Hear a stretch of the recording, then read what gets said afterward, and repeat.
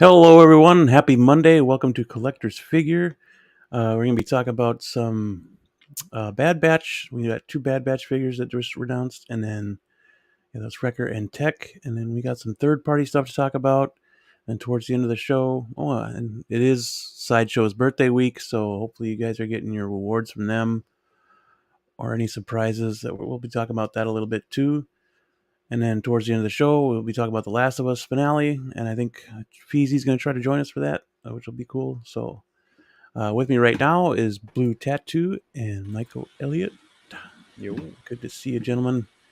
What's up? Felt like a long week. It's good to be here. Good to have you guys in front of me.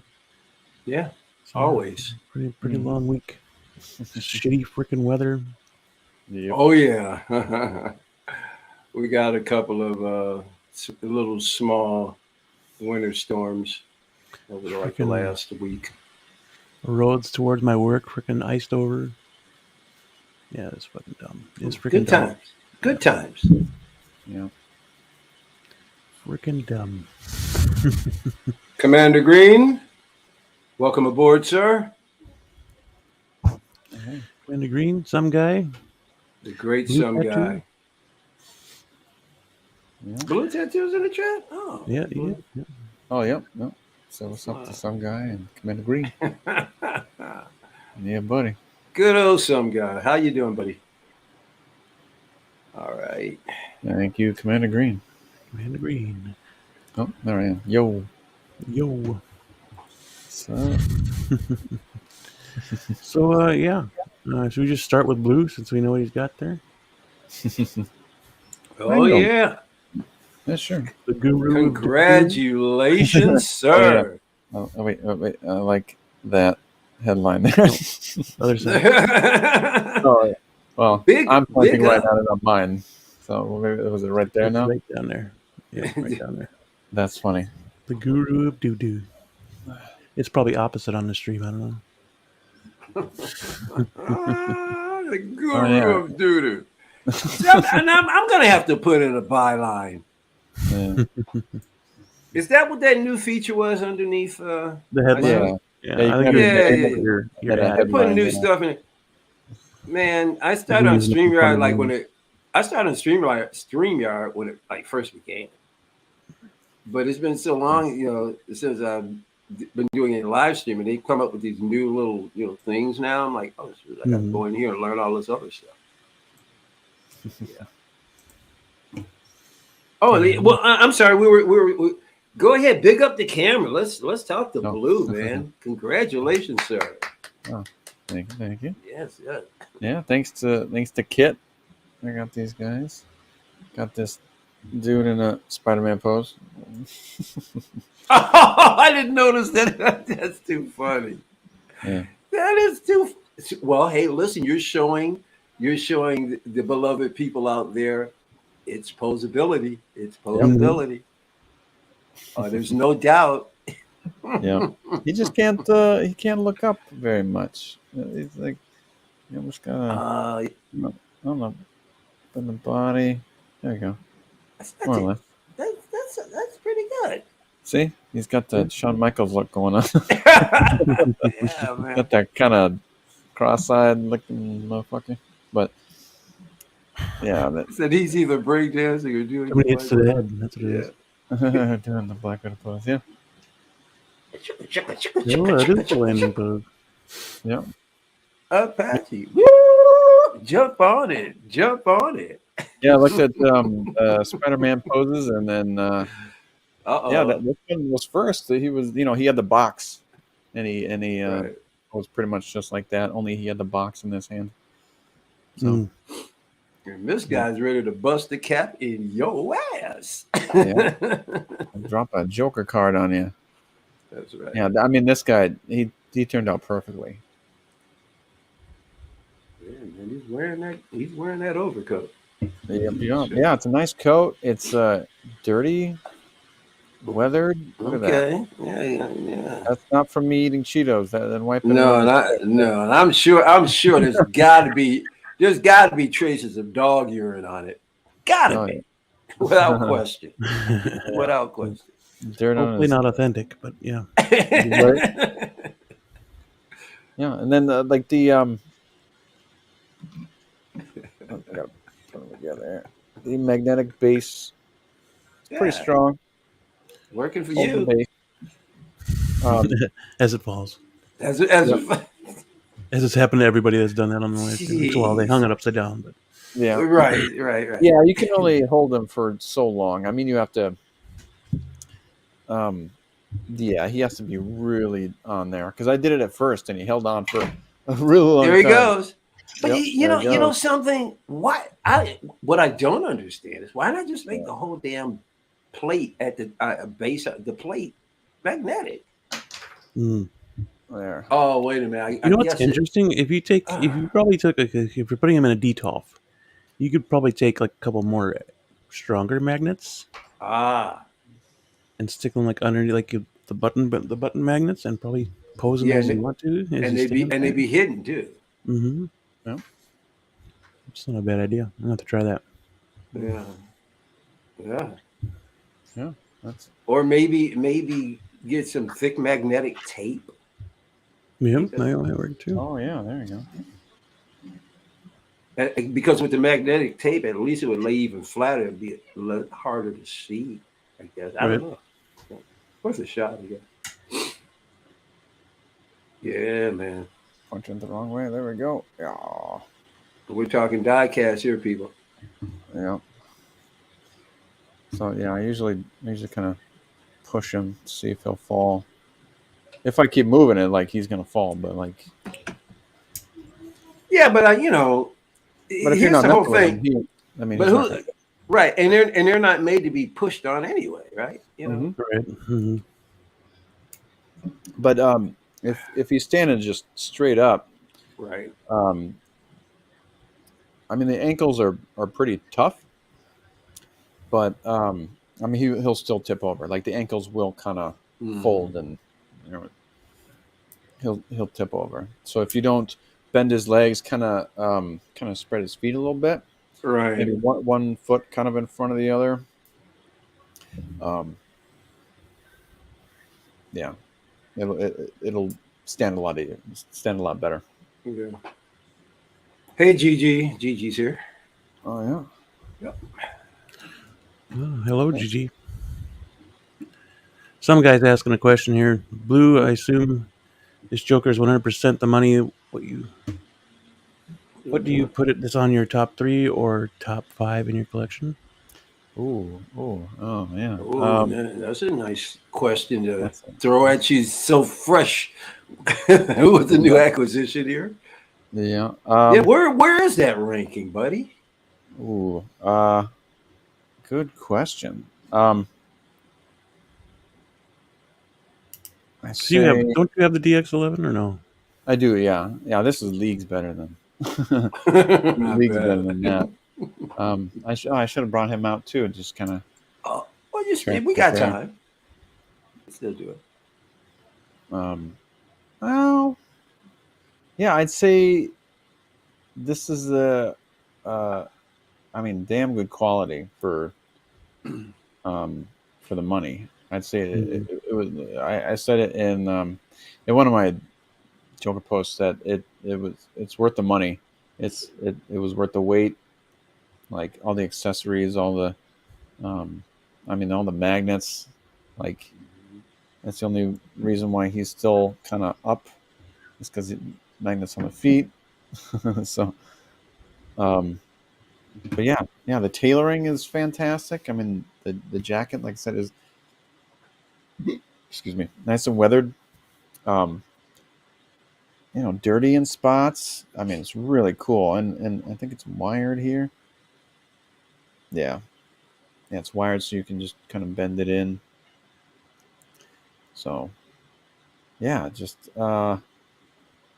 as I rank it, I'd say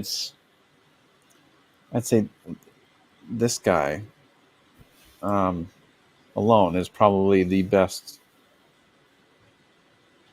figure, best put together figure. Oh, interesting.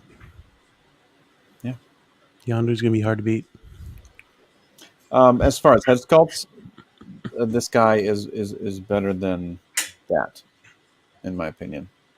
Yondu is great. Don't get me wrong, but this is a pretty perfect Heath Ledger Joker.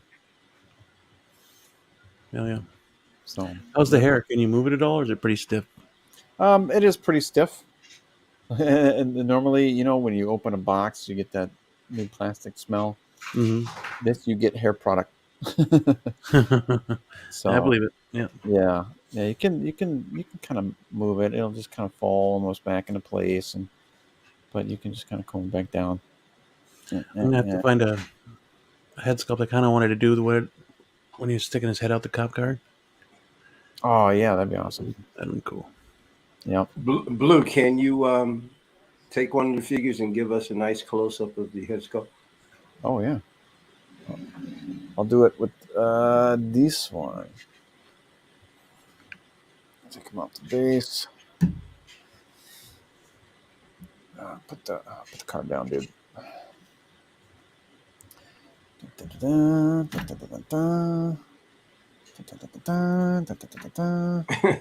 Cover my face. Wow. I don't know if it's washing out. Yeah. Let me see if I can lower that at all, or hold up. There you go. There we go. Mm-hmm. That's a little better. Let's see if I can looks good. Zoom in there. Get my face out of it, so focus. Yeah, hopefully Spec Fiction starts shipping out ours. Yeah, man, that looks good. Yeah. And that, like, even... Oh, that profile, yeah, excellent. Yeah. And he's got the hunch in the back. Yep. It's not... Yeah, he's not standing straight up. I mean, maybe you could. Right, but he still has that. Mm-hmm. Yeah. Yeah, I mean... Hairstyle, fine, Yep. Did you have to futz it at all, or did it come out? Not really. The stray hairs, here. Yeah, but other than that, something. Stray hairs is lifelike, right? Yep, exactly. We forget about that. The hair does not lay perfect. Yeah, that's right. So, yeah, I'd say the hair. I mean, the hair is fine. It is stiff because of the product in it, but I mean, you can kind of play with it. Mm-hmm. But it'll just kind of fall back into place. But I wish they would have made this guy with a different hairstyle. Because when he's in the jail cell, it almost looks shorter. I know this guy wants him. Huh. No kidding. Hey, what's up, man? Hey, Alex. How are you? Good. Great. How are you? Good. I was looking at your Joker. Yeah, man. Hell yeah. This looks really so good, man. I'm serious. so happy So for you. you know something, man? I am ecstatic here because I said way back when, I said I think you guys are gonna love it. I really felt like you guys are gonna feel like you got your money's worth. You're gonna be happy. And I'm happy to see you happy, Blue. And I can't wait. Yeah. I can't wait for Beam to get his. I'll be ecstatic. Yeah. Yeah, my first Heath Ledger Joker. Yeah. Well, it's a good one to have. Yeah. Yeah. Sorry I didn't wait on y'all. I wasn't sure. No, you have to open it. No. Oh yeah. I wouldn't have waited, so I wouldn't have had mercy on you, so I wouldn't expect you to have mercy on me. Yeah. But, I think maybe I'll move this guy closer too. Get him out of that Spider-Man pose. And to be honest with you, Blue, unboxings are overrated. Yeah. I love that. Oh yeah. Hey, TLOU, what's happening? Oh, face first. Got to put his foot back on. Oh, his foot fall off? Oh yeah. Yeah. Feet don't feel me now. Feet don't feel me now. Yeah. There it is. There you go. I heard that pop. Yep. And you can. I mean, it's a good sculpt, but I mean, Focus. Yeah. Yeah, look at that. And then, like, Oh, yeah, like I said, he looks fairly maniacal. Yes. Yeah, I can show you the back here. See, it's just like one unit there. Yeah. I don't Kind like of like the old DX. Yeah. This is just like the X11. I mean, Yeah. one thing I do, to. but I know. I guess I've never had a figure that's had that, so I gotta wait and find out how it's going. Oh yeah, I saw it moving. Yeah, I can see it moving. Looking down, that was cool. Yeah, one. Awesome! That is cool. One thing to move them all. I really like it. Hey! I see you over there. Hey, I see you over there too. And right in front of me. Yeah. So good. Don't overdo it. I remember that one from Hot Toys was too fragile. Oh man, I love it. Their QC has really been taking a hit lately. Isn't it? Yeah. And, Some guy asks, as far as the accessories and the clothes, all premium quality?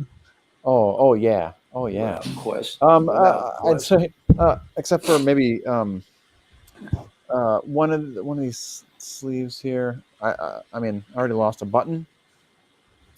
I don't know how, but it's a button's a button, and it just kind of. You'll find it. You'll find it. Yeah. And then like, look at his hands. A bottom from the best. What off of the sleeve here? Cuff. Oh, Cuff. okay. Mm-hmm. Yeah. I forget which one, but it would have been this one, maybe. Yeah. And I love it. Yeah, this one. Yeah. Yeah. Righty. But those hands are great. Yeah, dude. I'm so happy for you. Yeah. Really, Thank you. I'm really, really happy for you. I'm glad to see that you're happy with it. Yeah, dude. Big Fiction. There we go. Nice. Wow. Yeah, it looks really good. Mm-hmm. Yeah. See how like the eye is off a little bit? Yeah. Mm-hmm. Yeah. I don't like that. It's okay. They should take care of that for you. Yeah. If you want another head, I think you should go ahead and get one. But yeah, little hands here. Wow. No, I'll just fix it myself.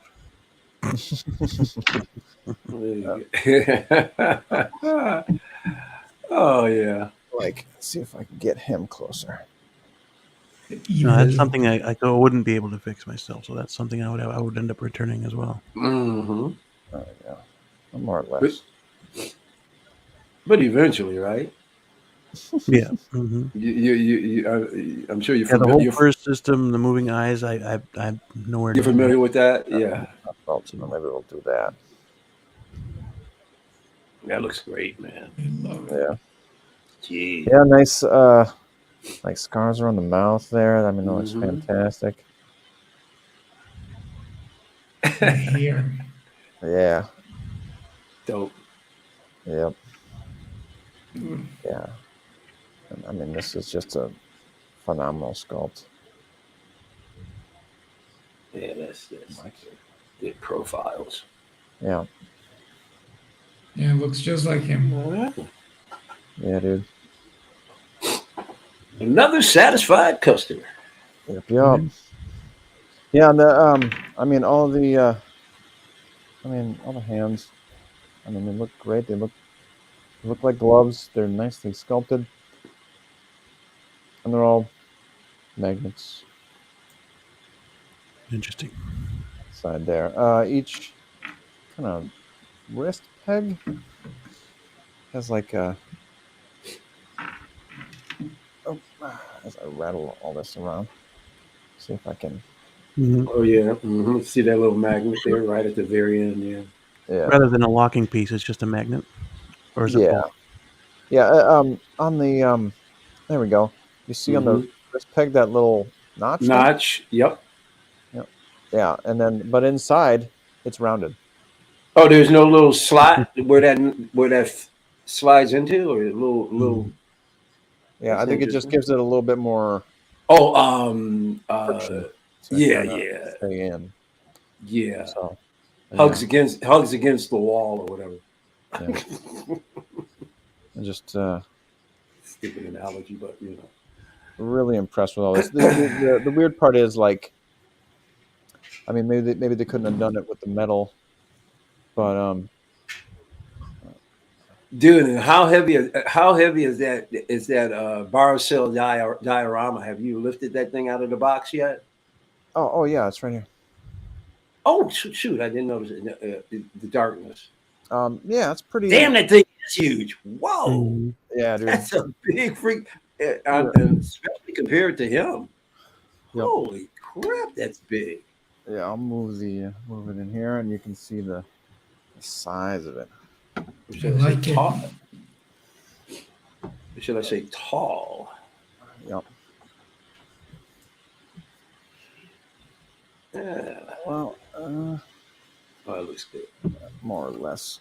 Yeah. And does that wooden floor have magnets? I haven't really tested that yet. Actually, we can test that right now. Yeah, let's see. I'm curious about that. Yeah, me too. I guess I never. I don't remember them saying anything about it, but who knows? LOCO. I don't think I don't remember them. The BI. Hey, what's going on, buddy? Oh, you got your hoofs on. Yeah, I'm good. Hold up. All right, man. Oh. I don't think there's magnets. No, I don't remember them ever talking about that. But you know, no magnets on the board. There's magnets on the board. It's just specific. But why would you need it if he's sitting down anyway? So people firmly planted. I don't know. Just in case the cage tips over on him. Then. I mean, if you keep the bench here. Yeah, I mean, maybe it's here. Unless he wanted him to stand by it, but there you go. Yeah, I don't know. I mean, they're not. I guess they're not very strong either, depending on where his feet would be. Because or maybe they're just stronger. That sticks to the. So that should stick to anything in this space. It sounds like a call for a little magnetic tape. Some guy's got another question. He's wondering if you've tested out the larger gun. Oh, from the weight. Weight on the wrist. Oh yeah, does the arm come down when it's trying to hold it? Oh no, we could try it out though. I can get the test it. This gun out of here to its limits. Yeah. Yep. If you pull the hair, does it break? Pull the hair? Yeah. No, I don't think so. If you set fire to it, does it burn? Oh my goodness. What's that? That'd be awesome. That's quite a test going on. Fire he's the I'm sure it'll burn. It'll melt too. Yeah, you see it. Some people like they really everything burns. I guarantee it won't smell. It probably won't smell very good either. No. Question: how's the wrist peg? Like the swiveling? Is it smooth? Is it too loose? Oh no. So far, so good. I can't even get the fucking hand in the gun there. Pops on there nicely. Yeah, that's what I was asking. See, if it slides back and forth very loosely, that's going to be a problem. Yeah. Holding the heavier gun, that's going to be a two-handed weapon automatically. Oh, yeah. Well, we'll try it throughout the show and see what happens. Nice. Got to get it in the freaking hand first. There we go. And then give me that. Maybe.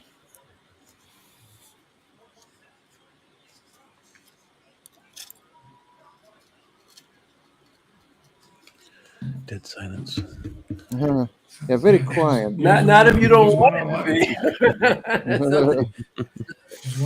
We're all anxious to see what's going on, that Joker. Yep. I'm trying to get that clip back on there. May have to go to a commercial break. We'll be back right after this. With these messages. Yeah.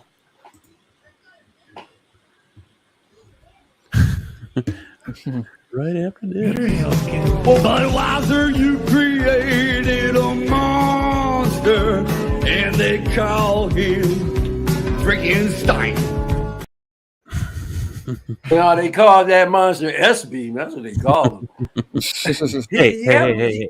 You hadn't played that one. Well, S-Beam is a very smart guy, and he's a very talented guy. He's not wrong. I mean, he's not wrong. Go F off. F you. Oh, he hadn't pulled that out in a while. Yep. I haven't been any clips in a while, to be honest with you. Yeah, I know. Well, oh, man. on this thing. Yeah. All right, we'll see. Dude, Set them up and see if the gun falls out or what the deal is. Look at that guy. Look at how great that looks. Look at you're a professional poser, Blue. You know what you're doing. Yep. No, not really, but yeah. We'll fake it. Yep. So I make it. I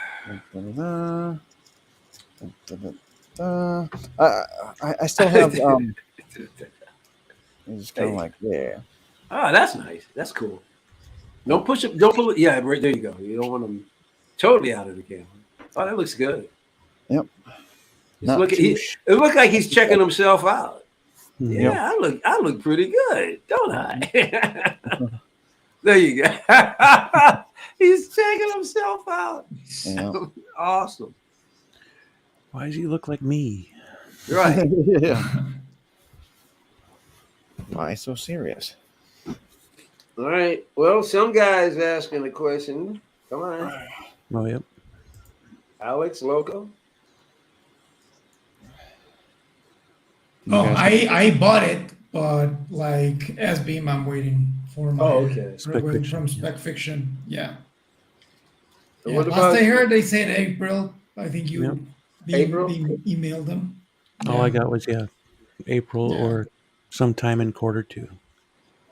Well, What my about- birthday is April 17, Spec Fiction. April 17? By then. Okay. Spec Fiction. What about you, Local Lou? Uncle Lou, you there? Okay, he's gone. Oh no, he's probably getting. He's muted. Yeah. What about me? What? Well, some guy was asking whether or not you got your Joker yet. No, I didn't buy the good Joker. Oh, okay. Oh, okay.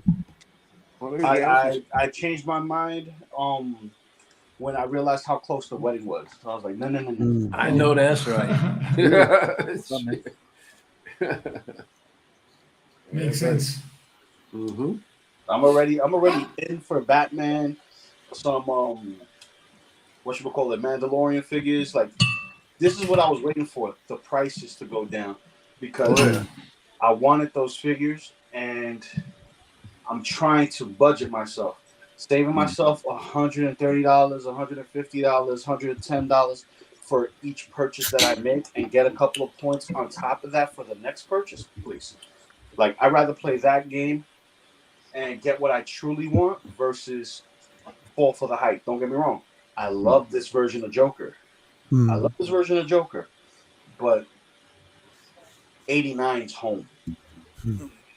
89 is home. That's it. Yeah. Okay. I want them all. Must collect all Jokers. Oh yeah, buddy. Well, you're all Joker. You're all Iron Man too, right? Yeah. I'll eventually have all Batmans too. Oh, I do want to get this Joker. I do want that. Yep. Joker. Mm-hmm. So those are your major three Beam IPs. What are your three top IPs? Yeah, I suppose it'd have to be Marvel, Batman, and Iron Man, Batman. It's Star Wars, right? That would have to be it, right? Star Wars. That'd be fine. Yeah. I mean, half your damn figures. It shows a little love. Three more Iron Mans on order. There you go. Well, actually, you might be more of an Iron Man fan than you are even a Marvel in general fan. No, I just want the suits. I told myself in the beginning when I first started collecting, I was like, I want to get all these suits. You gonna make your own haul? Are you gonna make your own haul too? You gonna make a diorama? It'll be in these Maji cases, yeah. But yeah, they'll be all together, separate from probably the other Marvels. I think I want to eventually put all the Marvel guys on this in these details, and use the rest for everybody else. But yeah, I haven't figured out yet. So I don't know. It seems like it would fit. But yeah, always constantly changing it. So we'll see how it ends up. It's gonna be fantastic. New cases. It's your collection. It's gonna be fantastic. That's all that matters. It's like my collection. My collection's all still in boxes, and it still looks fantastic. You know why? I look exactly what I always wanted: a toy store. So, anybody else get anything new this week? Kind of, hard to follow what Joe. I got my 2-pack Boba Fett. Finally. Nice. I love that Boba. Yeah. Finally, it's back there. I got my black and gold Spider-Man. Nice. Oh, nice. Yeah, it's okay. It's okay. I just got them to complete. I like the details on them. I'm not a big fan of the suit because it seems more restricted in comparison to the video game suits. In the sense that if I keep it in a pose for too long, guaranteed that fabric's going to start, breaking apart. Yep. Yeah. And the only reason why I get that one is to put the duct tape on his chest and with the phone and put some blue and red yellow wires on his shoulders like he's actually from the movie, like a little more accurate. That's the only reason why I'd get him, is to kind of to mod it. Yep. Yeah. I broke the magnet on the Boba Fett jetpack. No. Yeah. Shame on you. Sideshow? Yeah, it flew away. I was putting the knee pad on, and I don't know what I did. Honestly, I think I was an idiot. I didn't remove the jetpack, and I just saw the thing flying, tried to put it back on, and the magnet just snapped off the base. Crazy. It still works, but you have to, put the figure flat on a table or something and try to make it magnetized that way. But it happens. Yeah. Still FYI, play with your Boba Fett's and your Mandalorians and your 501st without the jetpack attached. Then put the jetpack last. Yeah. I never thought of it because I'm used to the old Boba Fett's with the little straps on the back. Clips, Even the arena suit, the black arena suit, he has the straps on the back. I still take it off. I dropped it too many times already, trying to think that, this is nice. Damn it. Basically. Isn't that the first time that it happened? It's really funny. I didn't get anything. But I brought out. But I just happened. Yeah, I know. But I happened to bring out Boba Fett to hang out with me tonight, and you guys are talking about the backpack, and I realized he doesn't have his backpack on. I gotta go grab. It still works. Look, like it doesn't have any issues. Like it still holds up. It's still straight. Yeah, it's a pain. Like if I move it too much, like it's gonna get slanted. But I love it. I love it. You guys all have it, so it's nothing new. I love it. Yeah, I like that Boba. Hell yeah, it's like a great piece, man. Yeah, like I think my favorite is the Empire Strikes Back version, but I think the second one would be. Oh shit! Oh, No, it dropped. You got a Boba down. Boba down. Boba down. No. Yes. Speaking about small figures, I also got Master Splinter Van Helsing. Oh, nice. So now all I'm missing is Donnie and Casey. Nice. Oh yeah. They're probably here.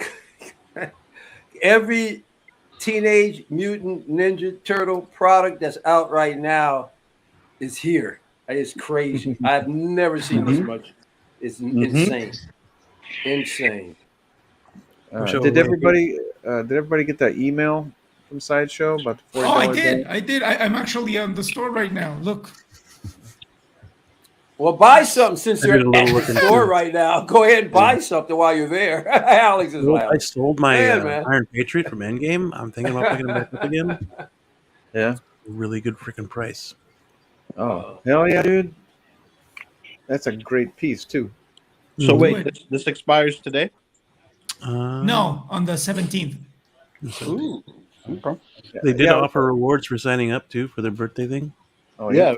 Which you'll get them next Monday. Yeah. I was going to buy something on there. I had the Leon Kennedy from Damn Toys. And then I got an email that my wait list converted for the Battle Droid. Oh, nice. Oh, really? Cool. Yeah. So unfortunately, I can only get one, but one will have to do for now.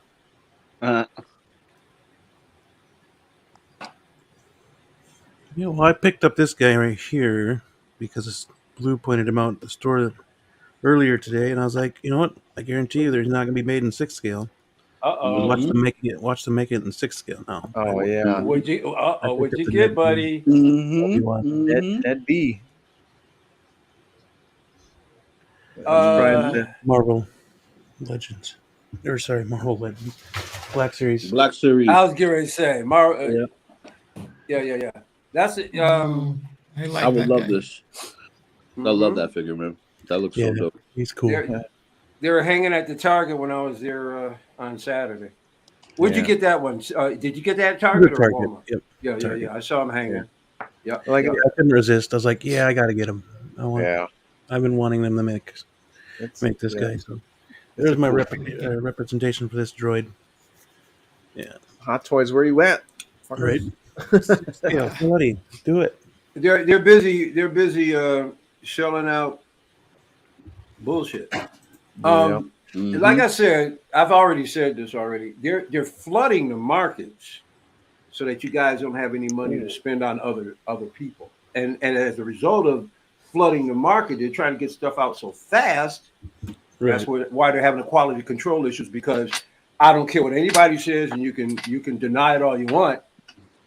Competition's out there and they're feeling it, and you can see it. Mm-hmm. Not only that, it's physical now. Yeah, no, but it's not only that. Go ahead. The economic landscape shifted. Absolutely. Yeah, it shifted. So we're still in a buyer's market,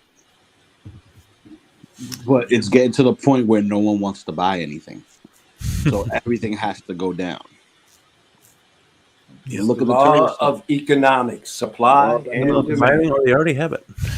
They have the supply, but no one wants it. Now, why? Because it's too pricey. We're more focused on paying our bills and having food in the house versus having something of a hobby. But hobby does bring us joy.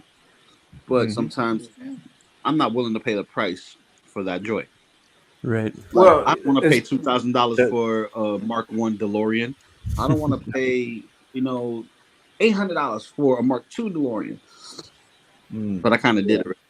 But see, there's also a bit of gouging going on. Okay, so it's not just all of a sudden these materials cost so much. No, there's gouging. Period. Oh yeah, there's always gouging. Without question. Skew the market. Always stuff ain't worth the price of admission.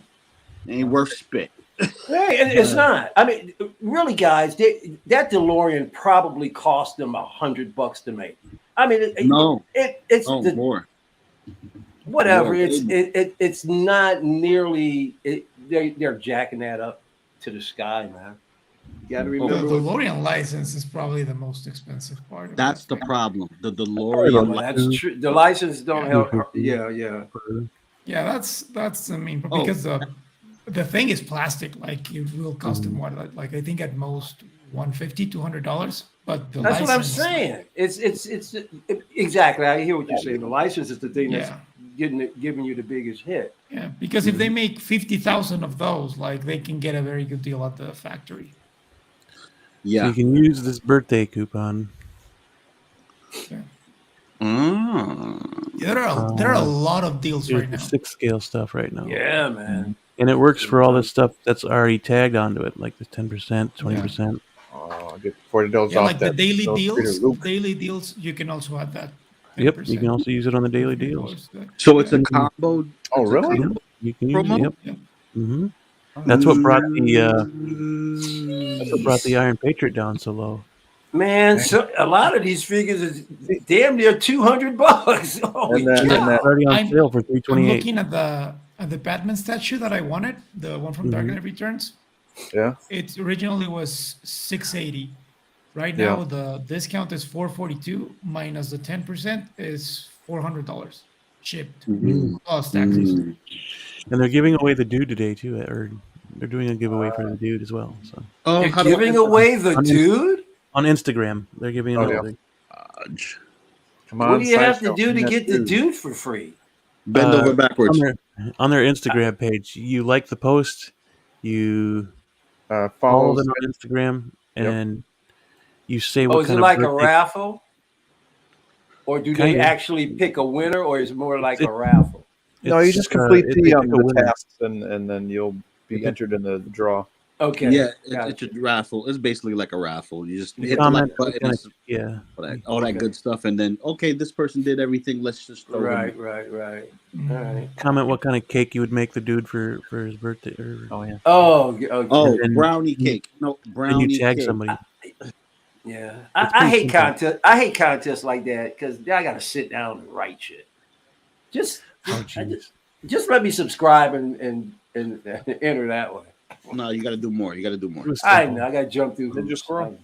It was Rambo Ninja First Squirrel. Blood. Hola. You can get $40 off of Rambo First Blood.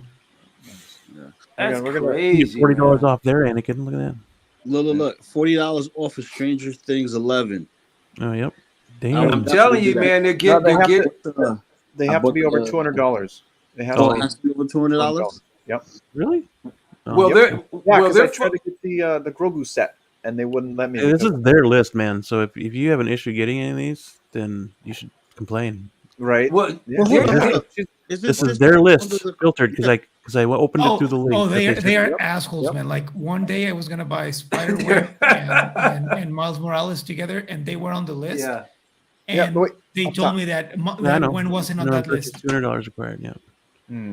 So they need to change up their stuff because if it's under $200.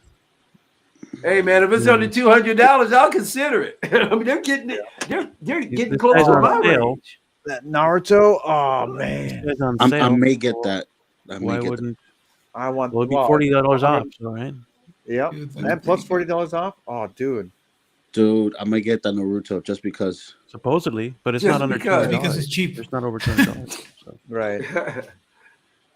But it's on this list, so you should. Chain weighs $190. All I did was use the filter for 6 scale figures. Yeah. So I want that Batman right there, the one on the horse. Yeah, dude. I want that Captain Wang, but that'll never get to $200. You know what was on this list earlier? The waitlisted Jabba the Hutt. Their Jabba the Hutt. They wait on Sideshow Jabba. Mm-hmm. I thought he was back because. No, it's waitlisted and on sale. When I looked earlier, he was on sale and he was waitlisted. Wow! Damn. So it's waitlisted. I thought about it. That's too late. Someone enable me.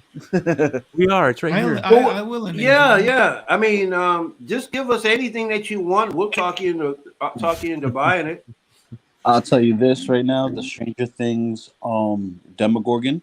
They had it on daily deals, and I think it was like 30-40% off. Yeah. And I grabbed 2 of them because it was almost gone. And look, still almost gone, but I grabbed 2 of them. Guess how much I paid for 2? About, I want to say $60 more than the sticker price. Nice. Oh dang. For one. I was gonna say like $315. Like $312. Nice. For 2? Oh yeah, that's a good deal. Dude, I was like, yep, I'll grab those.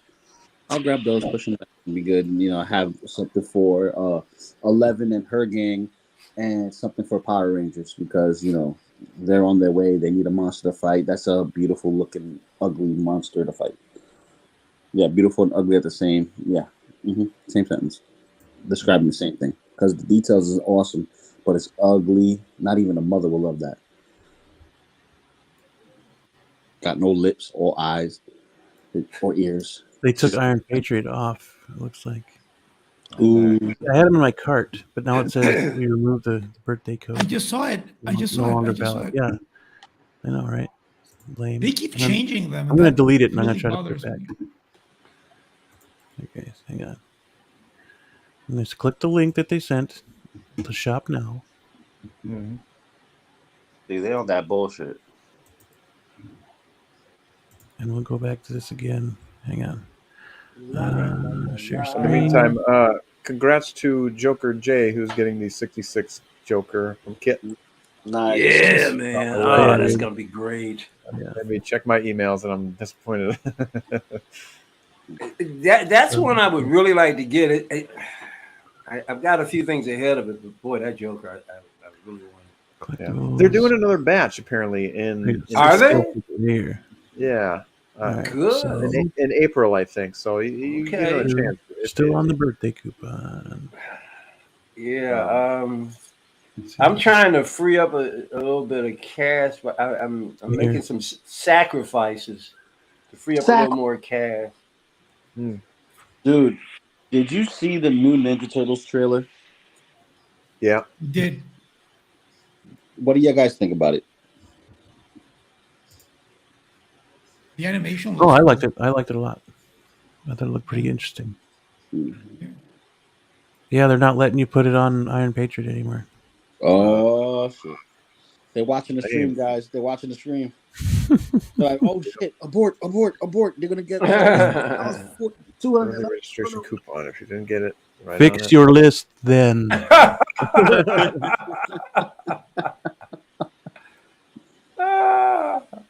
Peekaboo, I see you. Oh, they just remember that I like the admin statue I told you 10 minutes ago. It was working with the birthday code, and now it doesn't. Oh shit! Maybe because other people are trying it, and you tried it, and they man. On. Sometimes you gotta go. Shh. You gotta work on the download, baby. Makes me wonder. Oh, I hate them. You've got an audience, remember. Deals expire in 16 hours.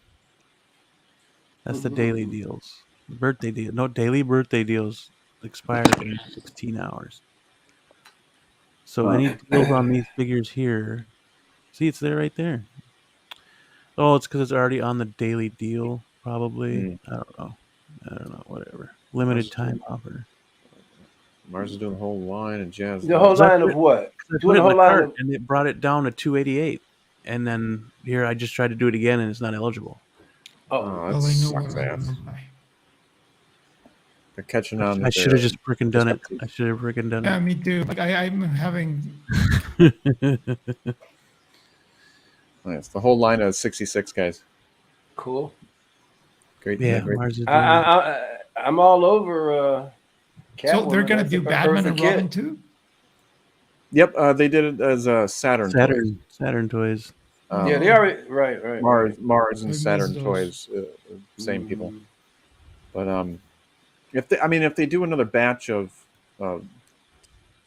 they could do another batch of Batman and Robin, because it was like 230 or something like that for the two of them. For both of them, yeah. With a good amount of accessories too, so it was a hell of a deal in my opinion.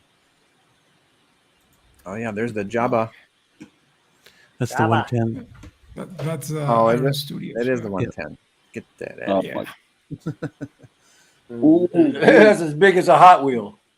Beam, did you see the whatchamacallit?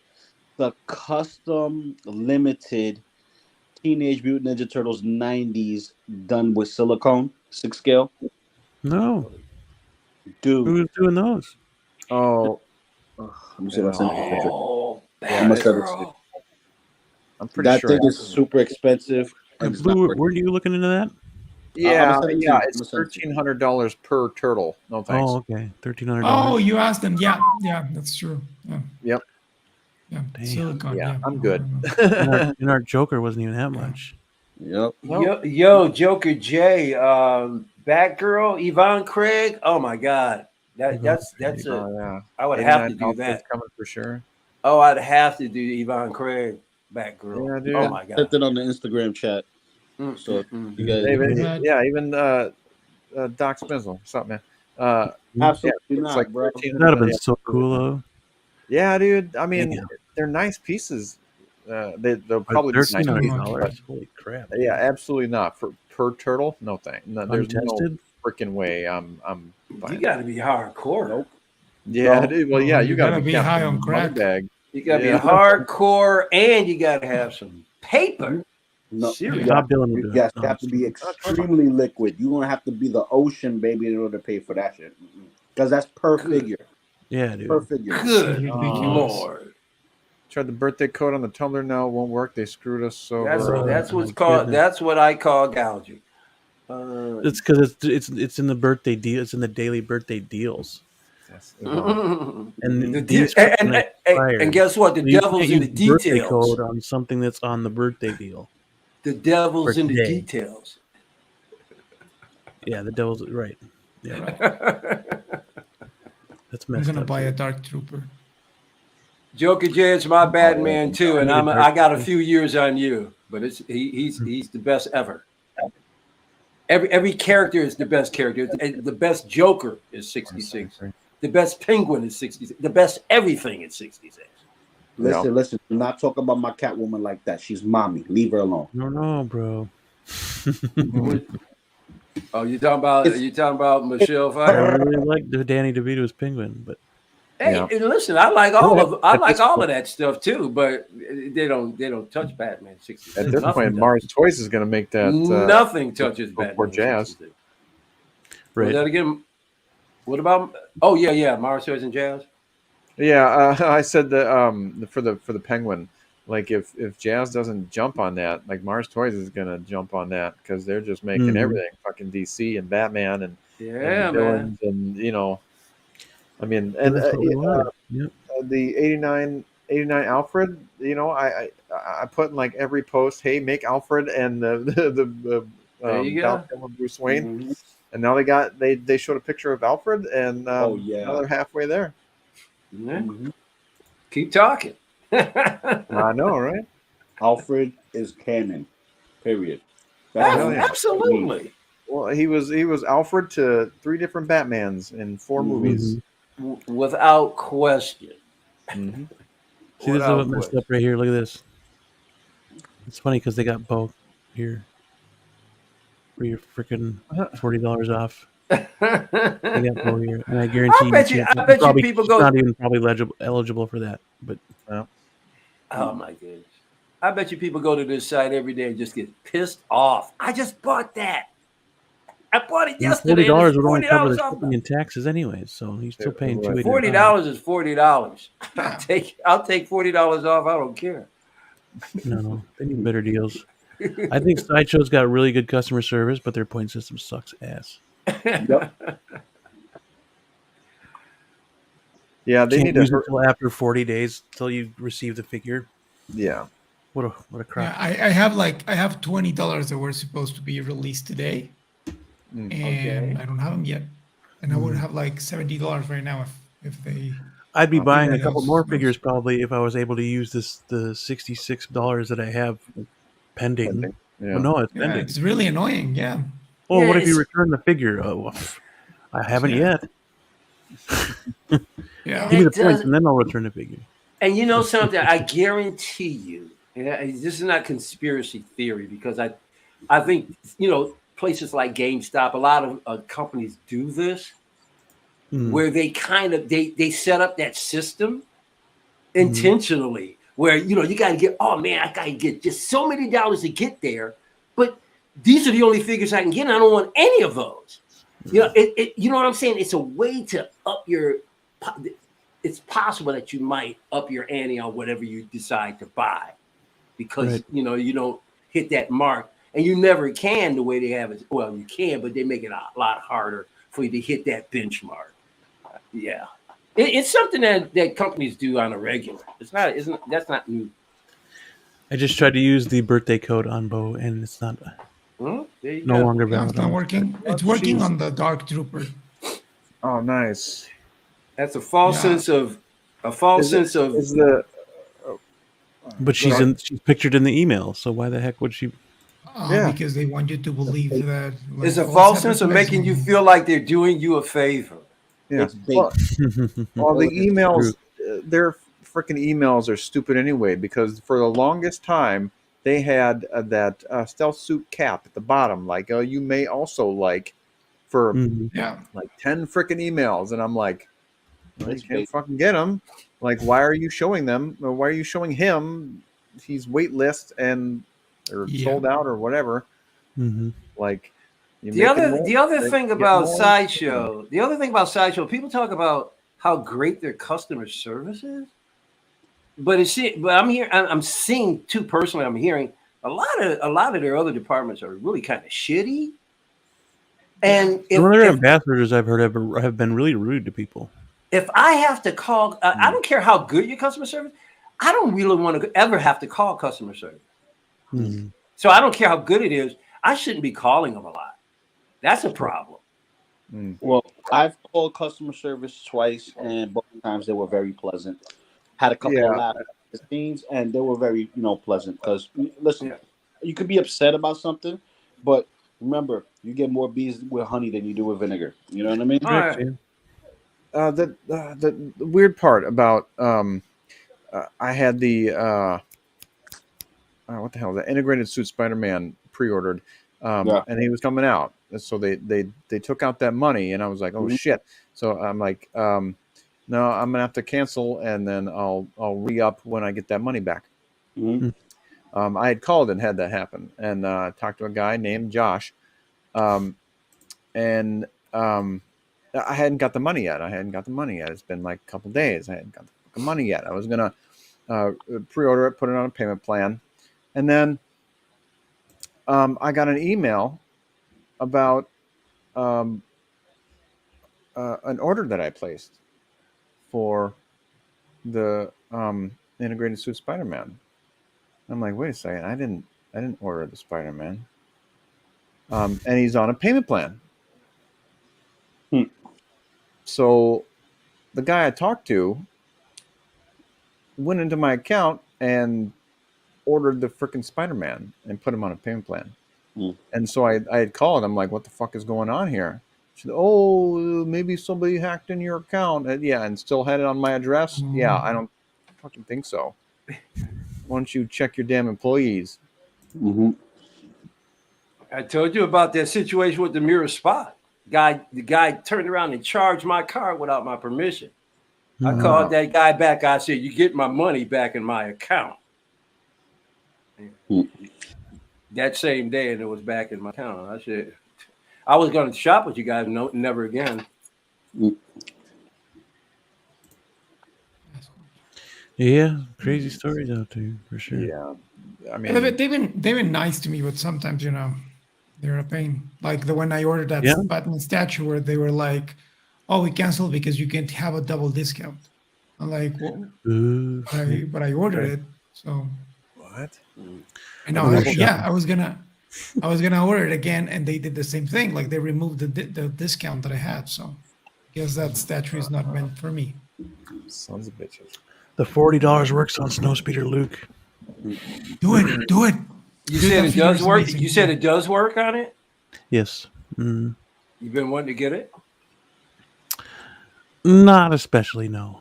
Okay. I mean, because I got a blurred because you told me to. Oh, that's right. You ordered the blurred.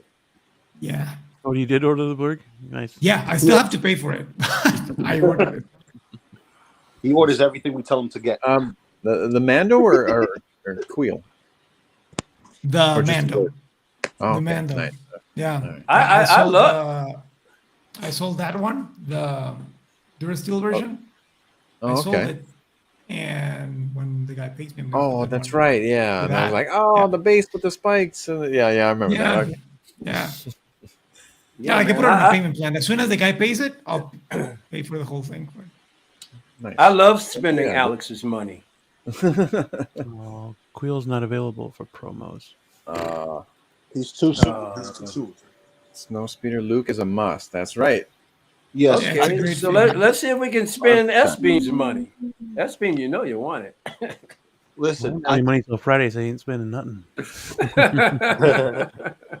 I think if you're gonna get a Luke Skywalker and you don't want him to look like a traditional Jedi, Snowspeeder Luke is the way to go because it's the only one we see with the Rebels logo thus far. True. I still rather if he's not with the Jedi look like he does with the black suit, I would really rather just do the Bespin. Okay, I see you. The Bespin or Farm Boy, I guess. It's a cool figure. Snowspeeder Luke's awesome. He looks great. I love the suit, but I don't want it as my first Luke, to be honest with you. Okay. Fair. Oh, that's fair.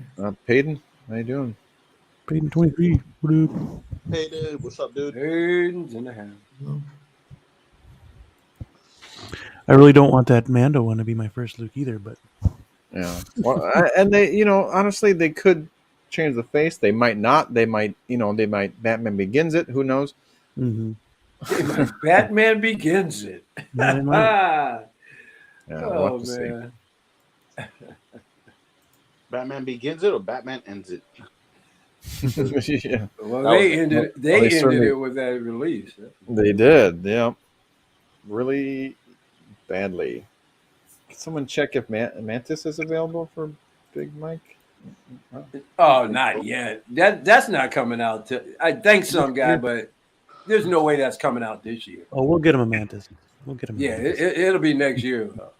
Yeah. Tremble Dust. Dust. What's up? Hello. Dusty, what's up? Freaking Hot Toys ain't gonna drop no Mantis this year. Be lucky to get it in 2024. Damn it. 2025. Yeah, it's supposed to be 2025. Yeah, sure. It's supposed to be. Well, I'll hold my breath. Yeah. I think it said. Let me look. Mantis. God knows they got Loki here. They got Loki out overnight. You can use that. So wait on that TV. I'm being sarcastic.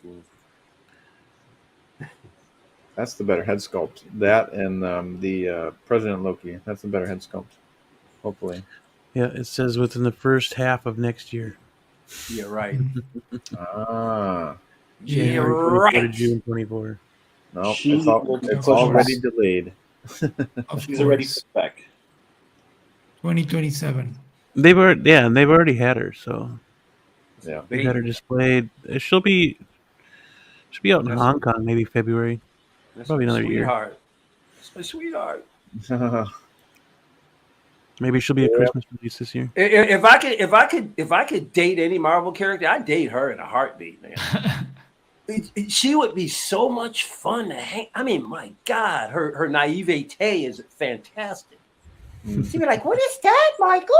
Let me show you. Let me show you, honey. Come here. Until she touches you to read your thought, and she like, ew, gross. I'd be like, "Please read my thoughts." Don't think of it. Oh, she reads my thoughts. She knows it's time to get it on, baby. Oh, Michael, what is it? Oh, yeah, that's right. We call him for Drax real quick. Yeah. Or she'll make you go to sleep. God knows. Yeah. You know. Right. Or she'll do like how she was doing Drax. She was like, Michael, stop touching me. I love how she just screamed at Drax out of the clear blue. You know, whole face changes.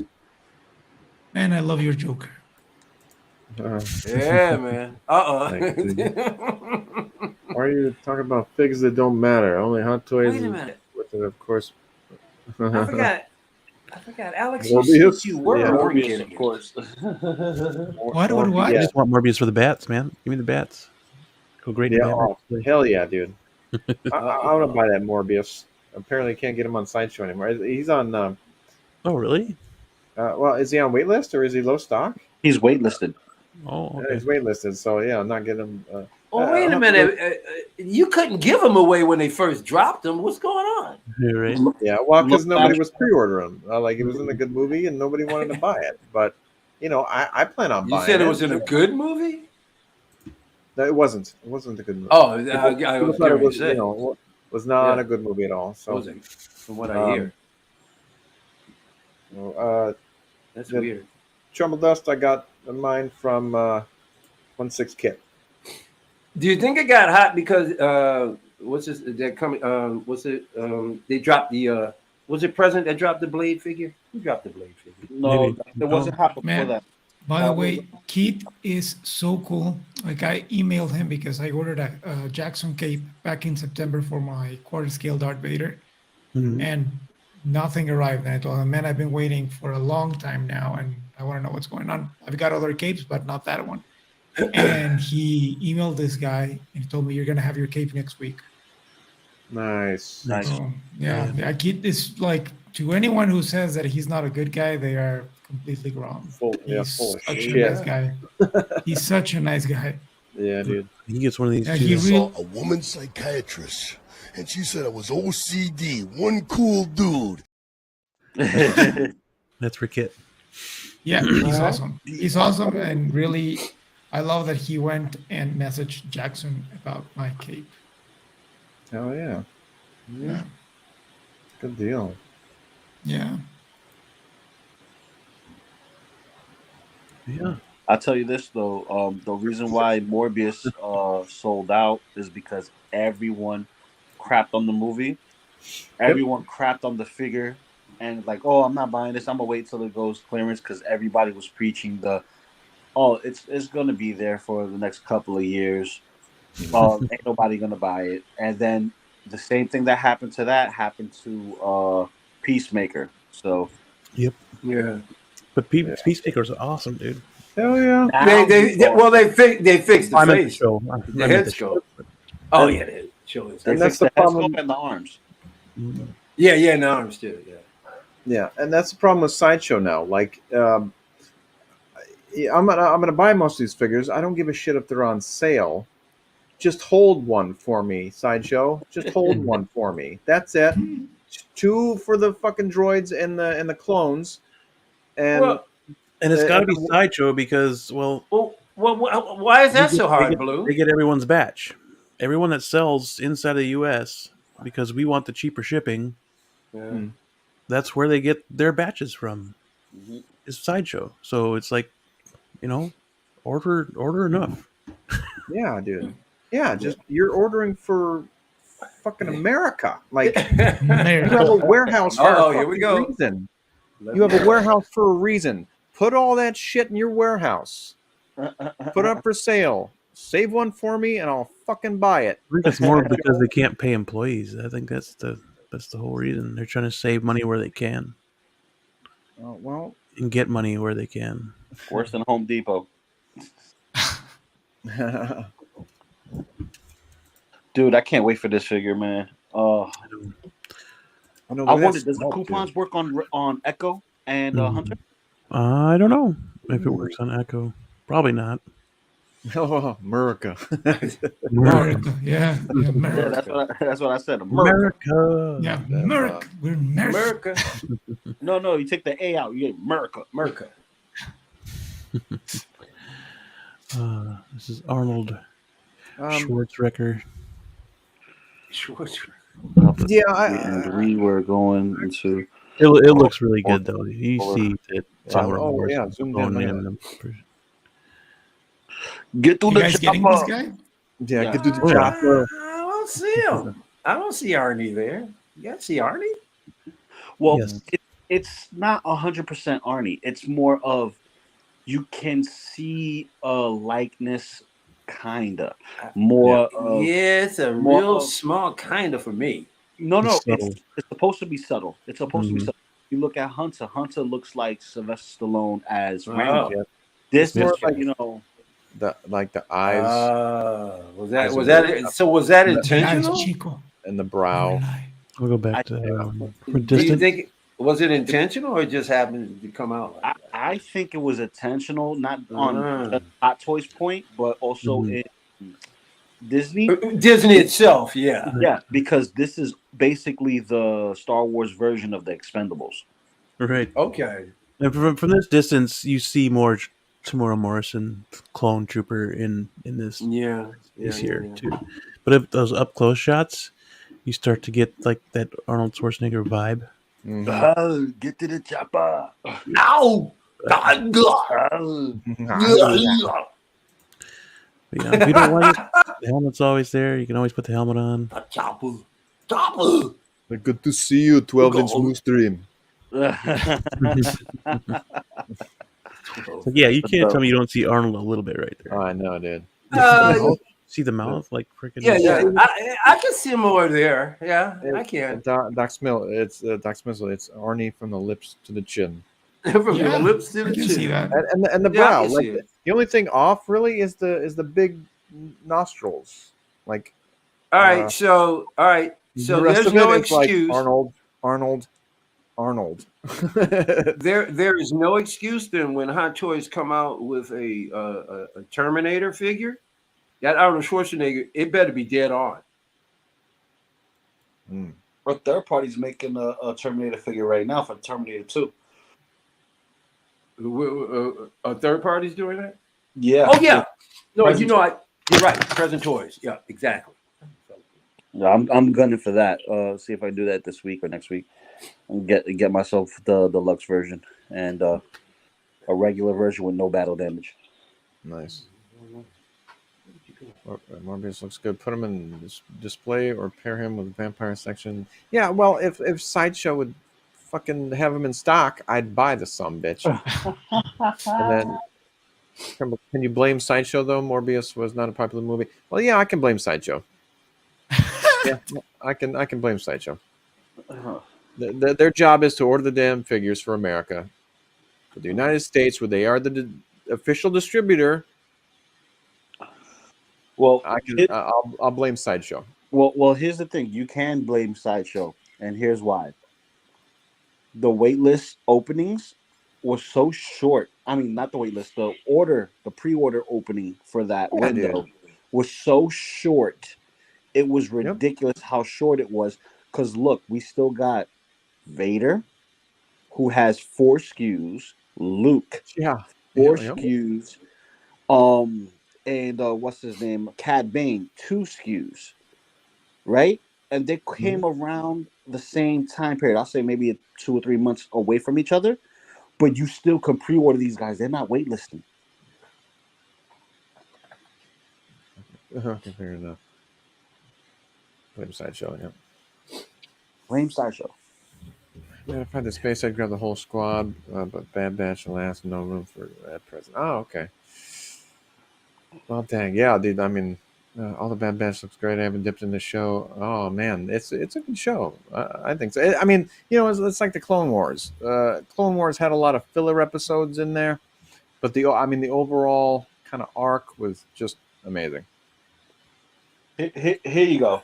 When you're talking about animated properties, go into it as if you're watching it with your kids and actually watch it with your kids if you have kids. If you don't, oh yeah, just think about that you're watching it with your kids, and then the perspective will change.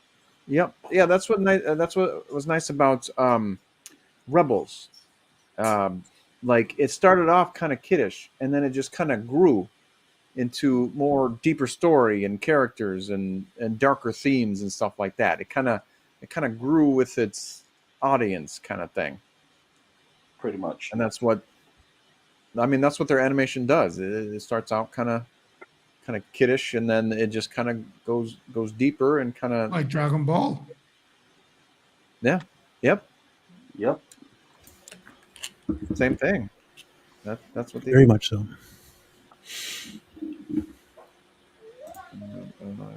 Oh, there we go. Okay.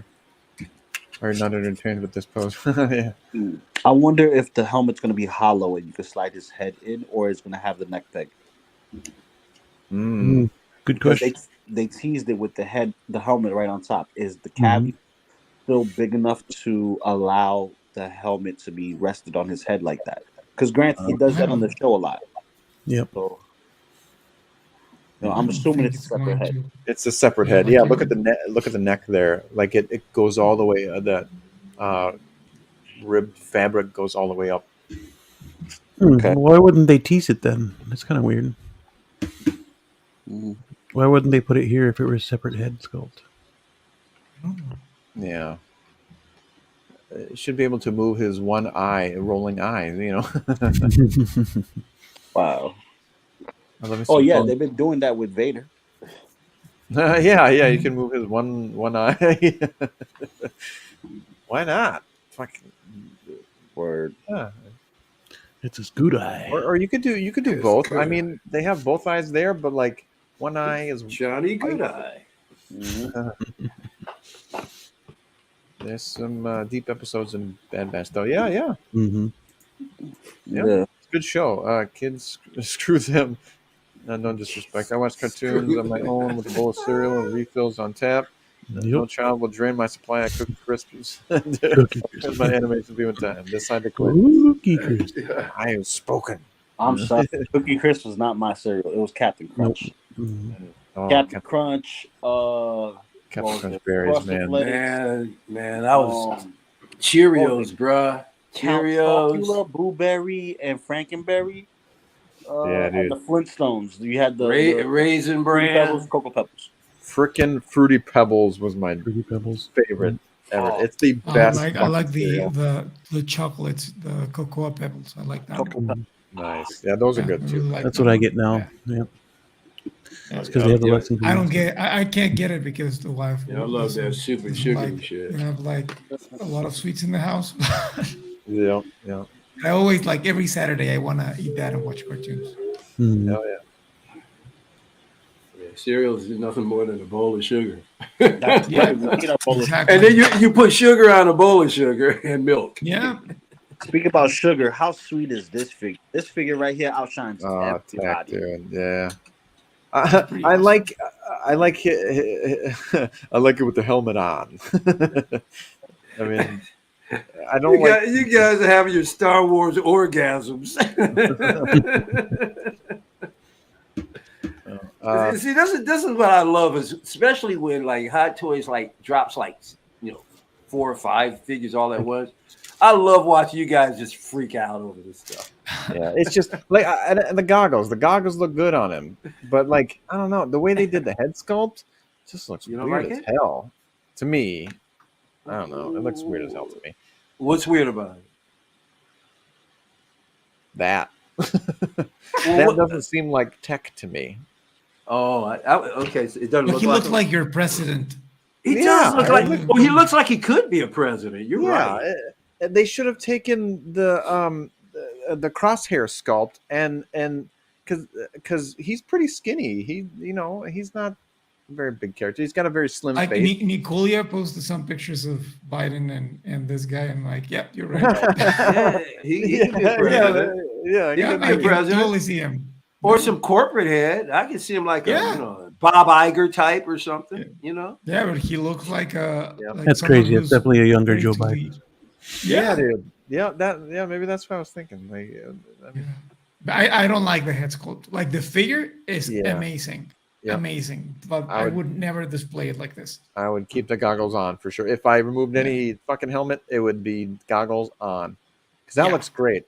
That looks cool. It looks like they took Phil Coulson and John McClane and they had a baby. yeah, pretty much. Yeah, but it was artificially inseminated into Joe Biden, and then Joe Biden had that baby for those two guys. Yeah, or for them. Yeah, and like I said, they could have used the crosshair face, take that circle thing off, give him Tech's hair, and then bam, you're done. Bam. Because they're clones. I mean, Look at that. His head is ginormous. It is. It is big. Freaking helmet. His head is huge. Yeah, That's dude. what you said. Like, it's so weird, dude. I hope they change that because that looks bad to me. That looks No, I agree with you on that. At least that shot, it looks kind of that. It looks like somebody kit bashed it. It looks like a kit bashing. Yeah. At least that head does. That right there. That's freaking dope right there. And that's all Yeah, but even here, his helmet looks super huge to compensate that big head of his. I know. It does. Yeah. Because, it's tech. Why he has a big head? Because he's the brains of the operation. Leave him alone. Yeah, that's true. But, like, he doesn't. You know what I think it is? It's the illusion. I think it's the illusion of the whites and the reds that's on the blacks, and then his skin tone just making his head look like a big floating Zordon. Maybe. But I think his jawline should at least been a little thinner. Yeah, that I would agree. A little thinner. See, look, even here, his helmet, he looks like, a Power Ranger with a little bit of armor, and the helmet's still bigger than the armor pieces that's on him. Like, his helmet looks bigger than his chest. That helmet is friggin' huge. Yeah. Well, like, narrow. Hell, it's as big as a damn jetpack. Fuck. Oh, yeah. Sorry, 12-inch Moose Stream. Yeah, I got it from Kit. Yeah. I pre-ordered. Look, here it looks way better. On, so. Right here, it looks way better. It looks proportional. I'm telling you, it was just an illusion based on the color. Yeah. It's not bad, and I do like the helmet for like. Sorry, go back one. I mean, from that angle, looks pretty dang good. Mm-hmm. Like it looks nice and thin in the face there. So yeah, this is going to be great. We'll know when you get it. So yeah, it's going to look great in the collection, man. I'm telling you, because granted, we got the shinies right of Wave 1 and 2. For clones, but we also got chrome versions of it, and we got 501st, right? And then we got a couple of heavies, and then some named troopers like Jesse Vaughn, etc. Right? Mm-hmm. These individuals have names, but they're also unique. None of them will look the same. None of them. This is why this collection is going to stand out. Yeah, and Tex is different from the other 4. So. Yep, he's the only one with light armor. Everyone else has purple armor, and it looks great, man. It's very, very cool suits. Now, in terms of tools. Now, all 4 of you guys are going to get all of the Bad Batch, correct? Yep. Oh, yeah. I'm not. Yep. You're not? No, I'm not. Yeah, you are. Cool, don't lie to me. No, I swear, I'm not getting those. I swear. He says he's. Why you're just not a Bad Batch kind of guy? What's your reason? I'm not a fan of the characters. Honestly, they look amazing, but I don't love them. So but I really like them. I really like them. But it's just like I would just look at them and be like, oh yeah, they look cool, but they mean nothing to me. Yeah, I got you. Until he sees all of us pose him up and be like, yeah, this is that. Like, damn, maybe, I want them. maybe, but yeah, you better avoid this stream. Enable stream. We're gonna have an enable stream. Every just like I don't know, like I would buy if I bought one. I think I would buy this guy or so true. Every stream, the enabling stream. Yeah. Yeah. We don't do it on purpose most of the time either. We just it's just like yeah, but I know what I want in my collection. That's the thing. I know what I want in my collection, and I want things that represent Star Wars for me. Bad Batch does that. Mando does that. Attack of the Clones does that. And here's the thing: is because of, like me and Mike talked about a while back, generational, right? For him, it was good versus light, father versus son, right? And then Empire versus Rebels. That's I'm sorry, Commander Green. I'm sorry. But I want all the clones, but I don't know. This one's. Listen, this is the clones that stand out, and they're the only ones that are gonna matter at the end of the day. because something's gonna happen and people are gonna be like, no, we need to get the whole squad. You need the whole squad. It's gonna be like Power Rangers all over again, like Power Rangers without Jason David Frank. For me, like the two clones that matter the most to me is Rex and Cody. Those are the ones that I like. Oh, but you don't want a Cody. You don't want a Cody. You want to give me Cody, but you don't want a Cody. Yeah, Cody's freaking awesome. And the 501st for me, those are the ones that like Rex has a lot of emotional baggage. So I hear you. Alex, you're not a completionist, are you? No. Well, why don't you get those? Why don't you just get those 2 Bad Batch guys that you like? Oh yeah, give me a month and I'll change my mind. Told you. Yeah. Enablers unite. yeah, we're always enabling. Like if you get a Ahsoka, I'll get a Ahsoka. Enabler. If you get a blur, I'll get a blur. Press pre-order now. It's the enabler. Yep. But here's willing to spend your money. The enablers. Nah. Listen, we will not do like $1,300 on a freaking turtle. That's what we're not gonna do. That's insane. That's a vehicle for the price of a smaller scale.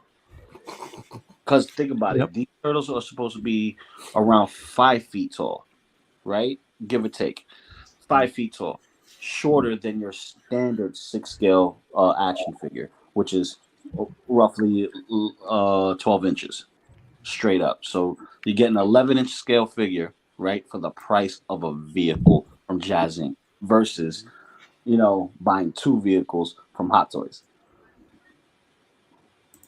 Depends on what they are. Crazy. That's crazy, stupid money, man. And on top of that, it's a wait time because you waiting for per figure to be made. How's the machine gun on your Joker holding up, Lou? Well, it's down by his side, so it doesn't have to be held up. Still there. Earlier, I even kind of shook him a little bit to see if it fall off. Still there. Good. That's good. Yeah. Well, now, what about? Can you prop the arm up and see if it starts to sag down as the show progresses? Oh, fold it up, yeah. Yeah, and see if it, let's see if it stays. Fucking with it now, his hand's gonna fall off. Okay, never mind. We'll get it. I just knocked Boba Fett over again. Get your ass over here. All right. You can fight me all you want. I don't know if I can roll up this sleeve, but don't worry about it. It's still in the hand, though. It's good. We'll keep it there. Yeah. Don't you're gonna fall forward, buddy. Okay, you're good. All right.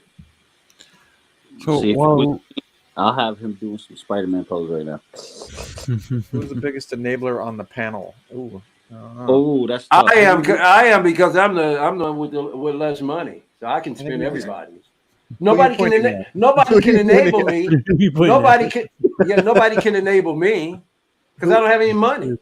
I'm curious now. Who does everybody think the biggest enabler is? Would it be him? He says me. Why would it be? Why would it be? I would say that because he got me. Oh, I got you. I got you. You're right because he's the one. I know that Blue and I are constantly enabling each other. Yeah, pretty much. Dude. And then everybody enables Alex. Yeah. We got Alex to go into his wallet I think on 2 different occasions. At least, I'm pretty sure. At least. Yeah. But I know you're doing it for my own good. So and you're happy, weren't you? Yep. I'm super happy. See, we made great choices for you. And I'm happy actually that thanks to you guys, I decided to start buying other stuff that is not only Star Wars because I was missing out. There you go. One of us. I'm proud of you. One of us. But I don't know. Would you say Blue is because he's always why he was only at that Star Wars point too? Oh, because of the moves and stuff. Moving's not fun. Moving your collection's not fun. Oh, yeah. That's the only thing about moving and collection. It's not fun. It's not fun. Yeah. And it really, it's heartbreaking. It's like when you have to get rid of stuff that you really care about. It's I dread the day I have to move. That's for sure. Yeah. And when you know, like, if you moving to if you guys move to a different state, is different than moving to another country where you can't like bring all the stuff you have with you. Dude, Right. Dude, that's heartbreaking. Yeah, like it really hurts. And then you see that the figure that you like the most now it's like $1,000, and it's like, what do I do? Yeah. Hey, Tyrio's here. Did I get that right? Hey, I've helped the local loose spend buddy before. Yes, you have. Yes, you have. I got it right this time. Thank you. Thank you. I'm gonna email Spec Fiction now. Okay. What? Oh, they actually got back to me. Oh, nice. I emailed them after you. Why were you trying to contact them again? I forgot. Because not about Joker. Beam and I don't have a Joker yet. Oh, that's right. We saw on Reddit or something that some people were getting their emails. Yeah. They said no, April. It's our approximate date. And it could change. You know, they can push it back. Yeah. Who knows? Yeah, I remember 12-inch Moose Dream was saying that he ordered from Kit on like day 2 of the 3-day, and he hasn't gotten his. So his is probably going to be in the next batch, because they usually do like the two-pack rooted, and then like the 2-pack sculpted, and then like the single. And then they just kind of do that in batches. That's all they send out. It's 10 at a time.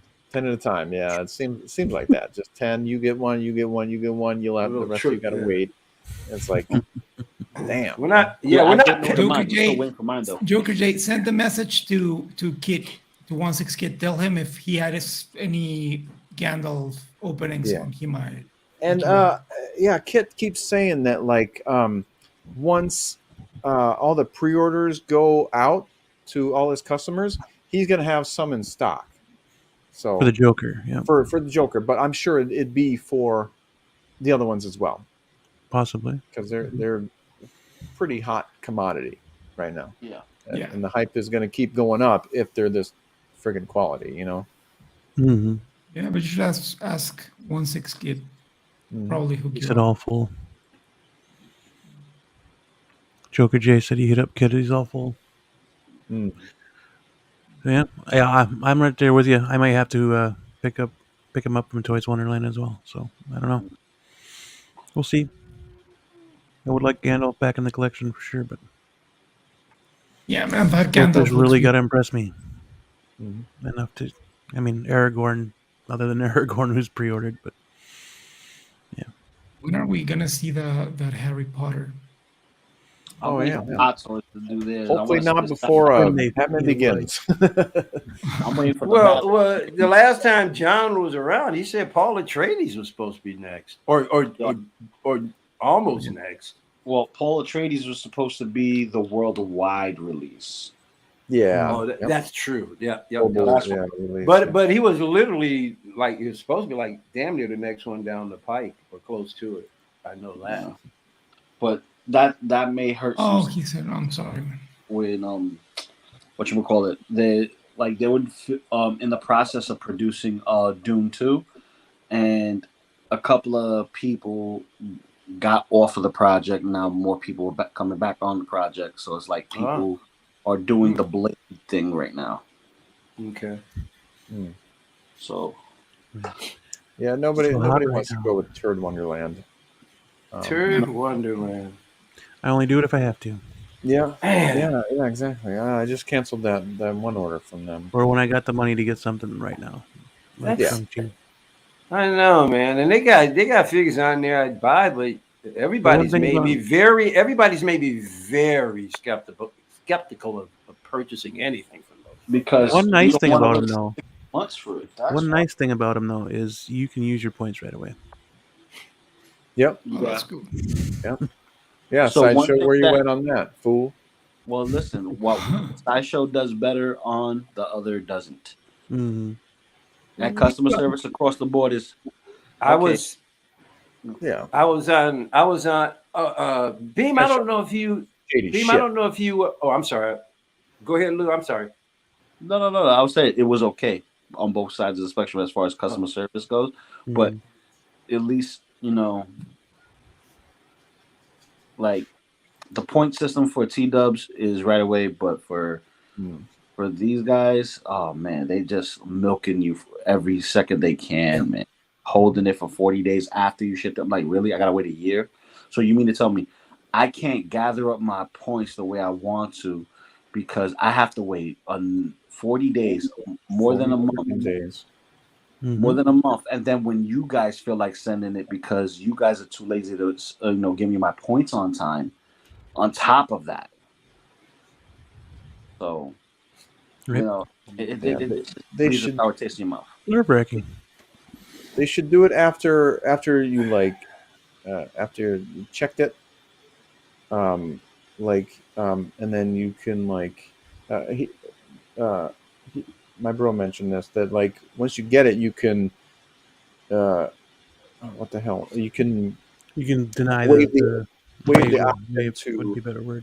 return it, because if it's a good figure, you can keep it and get your points right away. If there's no issues, then like when it's preparing to ship, like they give you an option either to waive the return rights so that you can get your points right away, or wait for your points. That would be nice. Yeah.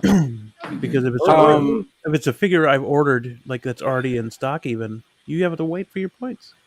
Yep. Yeah. See, I don't know, Beam, if you were. I don't think you were moderating. Not this past Friday, but the Friday before.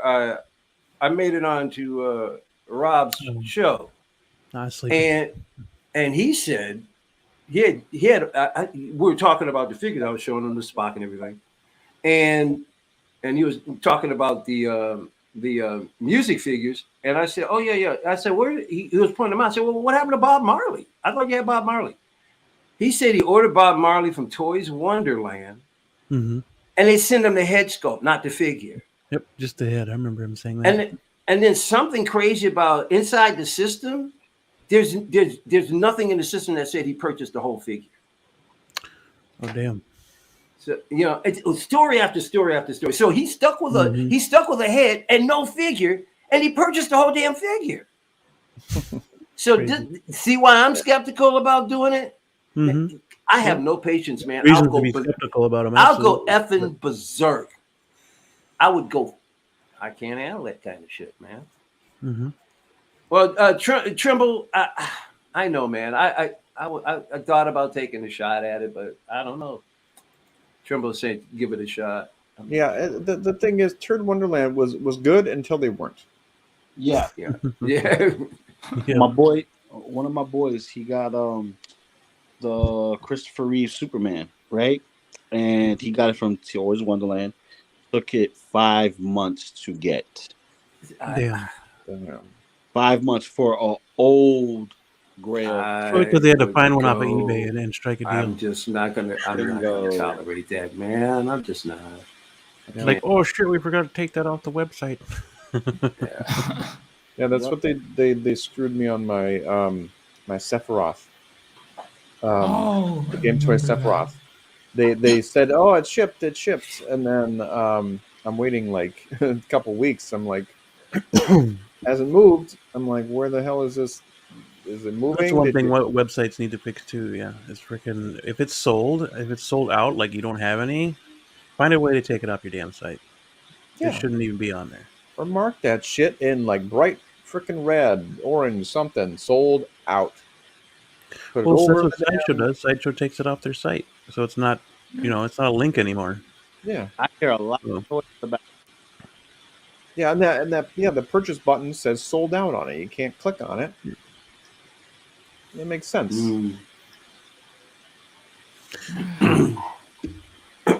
Save your receipts. Who's that? Always. Hell, I write off my figures. I'm writing them off this year. That's for damn sure. Oh, I'm doing that too. Yeah. I'm saying they are for research purposes because I do Instagram. I definitely. Well, I'm actually using them, literally using them in business. So I'll be writing them off. Waiting for. That's not bad. 3 weeks, yeah. I mean that's not bad. I mean that's. But Beam, you've told us. there. The fastest I've gotten one is 3 days. You know what? Yeah, I was getting ready to say, Bean said 3 days. I got my 2-pack, my Buffett 2-pack on Saturday. And remember that I told you guys that Toys Wonderland wanted to charge me $300 shipping for it.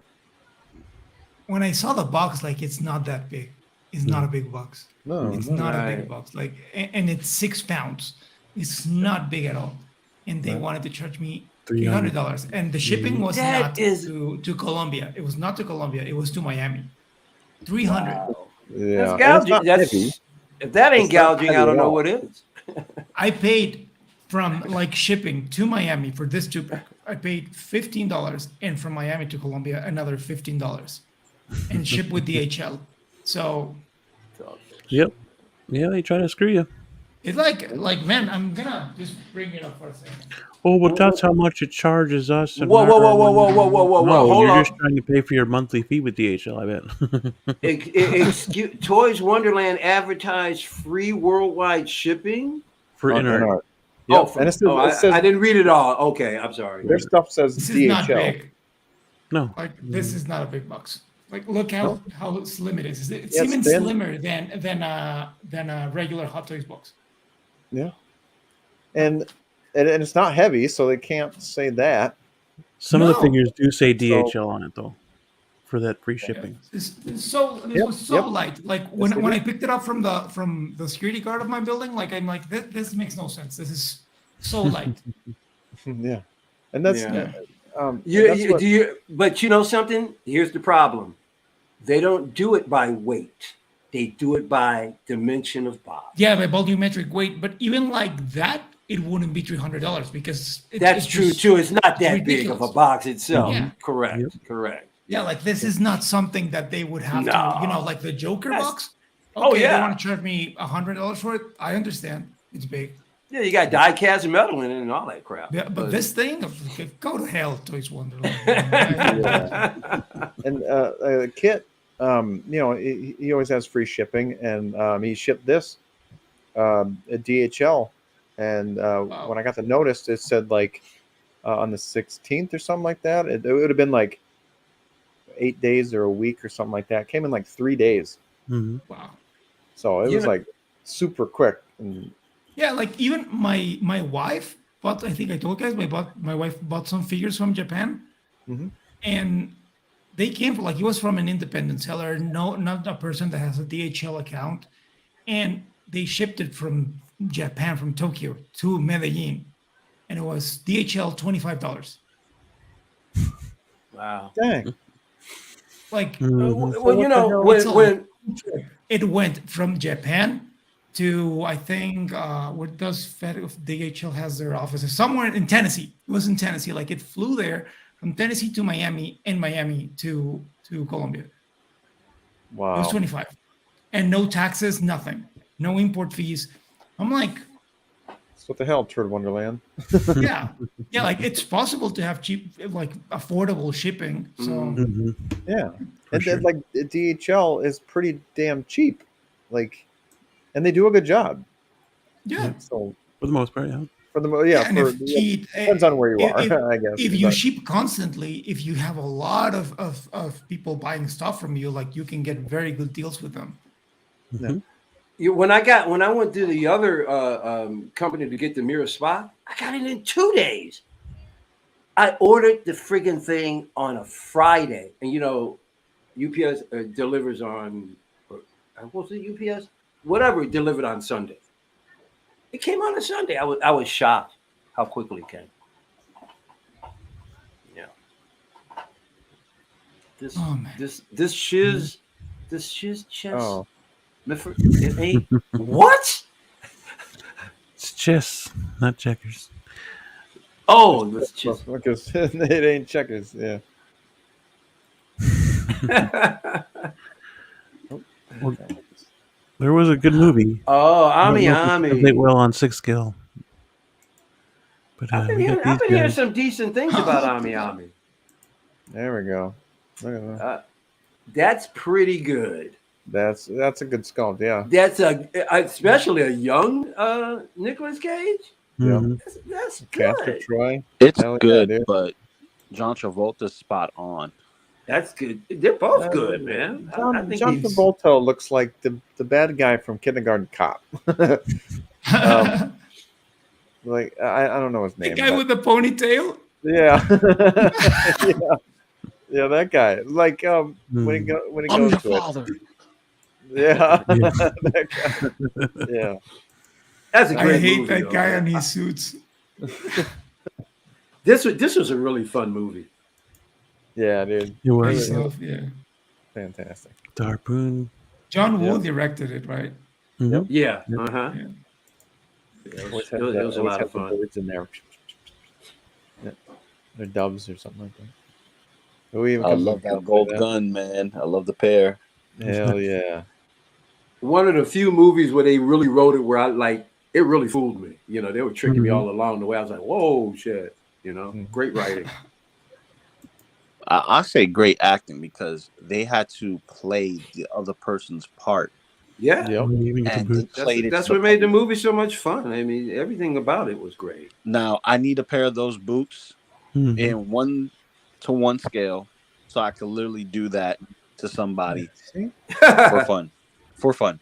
Yeah. Oh, you need to use the bathroom? Just for fun. Good luck.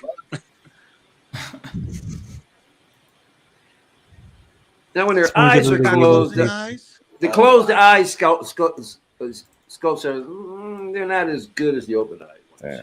I've never seen closed eye sculpts. Right. Oh, wait. I see it. It's the face they put on top. Yep. Yeah, they put the faces on. Yeah, yeah. Okay. Damn. That's a lot more off. But yeah, I don't see John Travolta. Like I said, the bad guy from you got the eyes that throw it off. They did something with the eyes. Yeah. They shouldn't have. And there's something. That chin is not. That's not John Travolta. That lower portion of his face is. Yeah, that's not John Travolta's chin.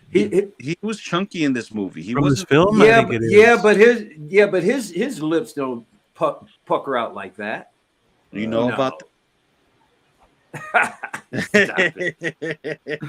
Loco Lou. I mean, with the glasses on. Now that's not bad. Glasses on, but I mean, no, that's not definitely even close. the eyes, dude. It's so much. The Nicolas Cage one is much better. Scope. Yep. Yes. It's definitely more spot on than. Yeah, his eyes are too small. Yeah. Yeah. I think his head's too. It should be maybe a little longer too. It looks like it's too smushed down. I don't know. I think that's actually accurate. It looks like they took Brad Pitt's eyes and lower face, put it in his head. Yeah, I see that a little bit. Yeah. It's more like high set. Oh yeah, but Brad Pitt's eyes. I can see it. Yeah. Hey, listen. Hats off to the company anyway. I mean, at least they're making. I mean, this is an IP like nobody would ever expect. Yeah, came out of nowhere. I've seen customs floating around for a while. That's Now that you got these. Yeah, and then there's folks out there that are probably huge, Cage or fans, and they're like, oh yeah, they're gonna jump all over this, man. Where else are you gonna get it?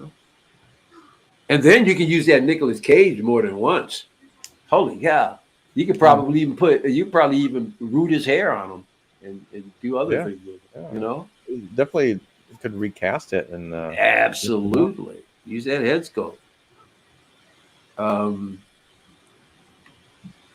Might be too young for Leaving Las Vegas, but I love that movie too. Man, he acted his ass off. I mean, I think that was his greatest performance. Leaving Las Vegas.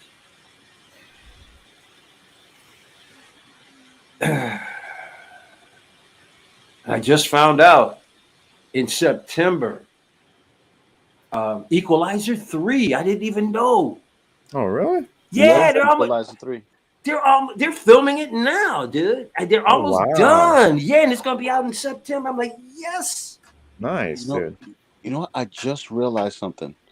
Both Nicolas Cage and John Travolta, both of these guys played villains. Oh, not villains, but characters in Marvel. So Nicolas Cage was Ghost Rider. Yeah. And John Travolta was the mob boss for Punisher. Oh. bit too young for Leaving Las Vegas. Shit, wasn't he nominated for an Oscar for that? Yeah. Yes.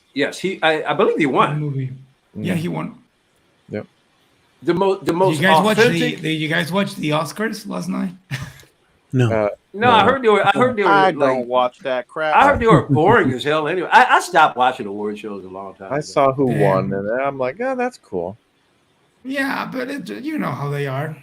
Yeah. So Everywhere, all at once, won the most or whatever.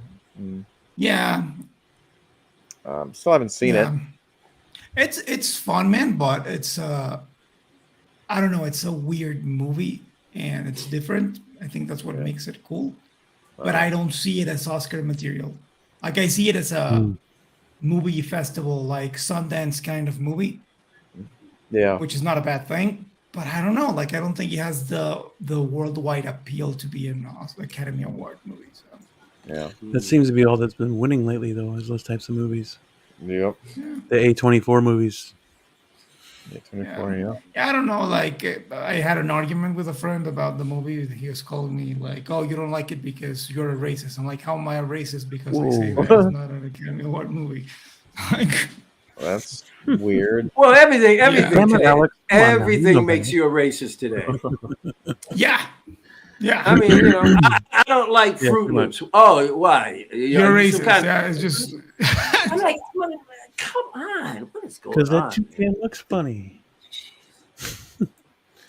Like it has some great moments. The movie has some great moments, but I watched it with my wife. She fell asleep 30 minutes after the movie started, and I was like, I don't understand what's happening in this movie. I don't understand what's happening. It's like watching Spider-Man, the Spider-Verse movie, and Doctor Strange, but with someone that's really, really high and doesn't know how he's telling the story. It's so weird. I never said that, Trumbull. We're all racist. Yeah, Let it go. we're all racist. Yeah. Let it go. Yeah, we're all racist. Let it go. Well, I just find it funny that they always point out that she's the second woman of color to win an Oscar. And yeah, that's first Asian actress to win an Oscar. Is like, why does that matter? It doesn't matter. Like, if we are people, we are people. That's it. Stop trying to make statements like that. But see, that's a sign. But see, that's a sign that that America has not moved fast enough beyond it, because we still have to express the first. In 2025, the first, it's just ridiculous. Like Jimmy Kimmel was giving his speech, and at one point he was saying like, "Oh, and I also want to recognize this two movies made by African American people." I'm like, why do you bring that up like that? Like, it's not like we also want to recognize it. Why do you do that? It's patronizing. Like, it's patronizing. Yeah. You know, that's how it sounds. Well, I never see it as authentic. I don't pay attention. It's not authentic. Like it's bothersome. Like it's funny because a few years ago, like Mexicans were winning everything, and when I saw that, I'm like, yeah, they made good movies, but I think you're making it more because your president at the moment is saying very racist statements about us. So you're like, we are not like that. So we're giving you this award so you see that we are not hating against you. So that's just ridiculous. I mean, this is nothing new. The Academy Awards has been this way since its inception. Yeah. There's nothing new about any of this. Yeah. They're constantly shunning the better talent for the whatever agenda. Yeah. I mean, this is happening all through Hollywood. People have been snubbed when they should have won. And Jimmy Kimmel sucks ass, by the way. He's in dude, I fucking hate his laugh. I hate his jokes. He's just a fucking turd, that guy. Who do you hate more, Jimmy Kimmel or Jimmy Fallon? Jimmy Kimmel. 100%. I like Jimmy Fallon. Fallon's all right. And the one. Oh, go ahead. Fucking despise Jimmy Kimmel. It's just that Weasley fucking laugh, dude. It's like fucking A, dude. Shut up. I love that blue's. Yeah, man. I'm just quiet. Whenever Blue been with your Joker for a long time. If you want to shut me up, tell Blue to rant, and I'm quiet. But yeah, I was annoyed by the Oscars, to be honest. Like I didn't. I don't even watch them. I watched like 10 minutes. I watched only I wanted to watch the opening speech because it's always the lamest thing in the world. I wanted to watch that, and I wanted to watch Best Picture. And I caught a few minutes here and then. And I'm like, dude, this is a circus. This is just a circus. They're just that Alfred. Yeah. He needs to win an Oscar for that's a damn good scope right there. Yeah, Mars Toys deserves an Oscar. Yep. Absolutely.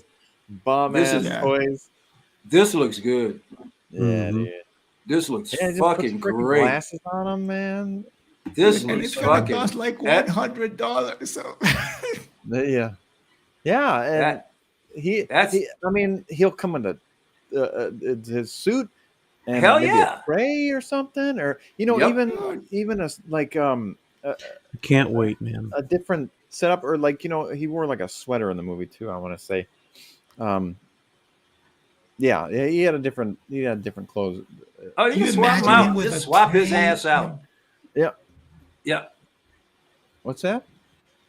You can swap out, like the different clothes, the sweater for the suit or whatever. Yeah. I mean, that's if they give you more than one. Well, which one is it? This is for 89, right? No. Yep. Yeah. Okay. All of 89 to 97. True. Yeah. So and he looks the same all in all movies. But for the first movie, did he wear the sweater, or was it just the suit? I can't remember.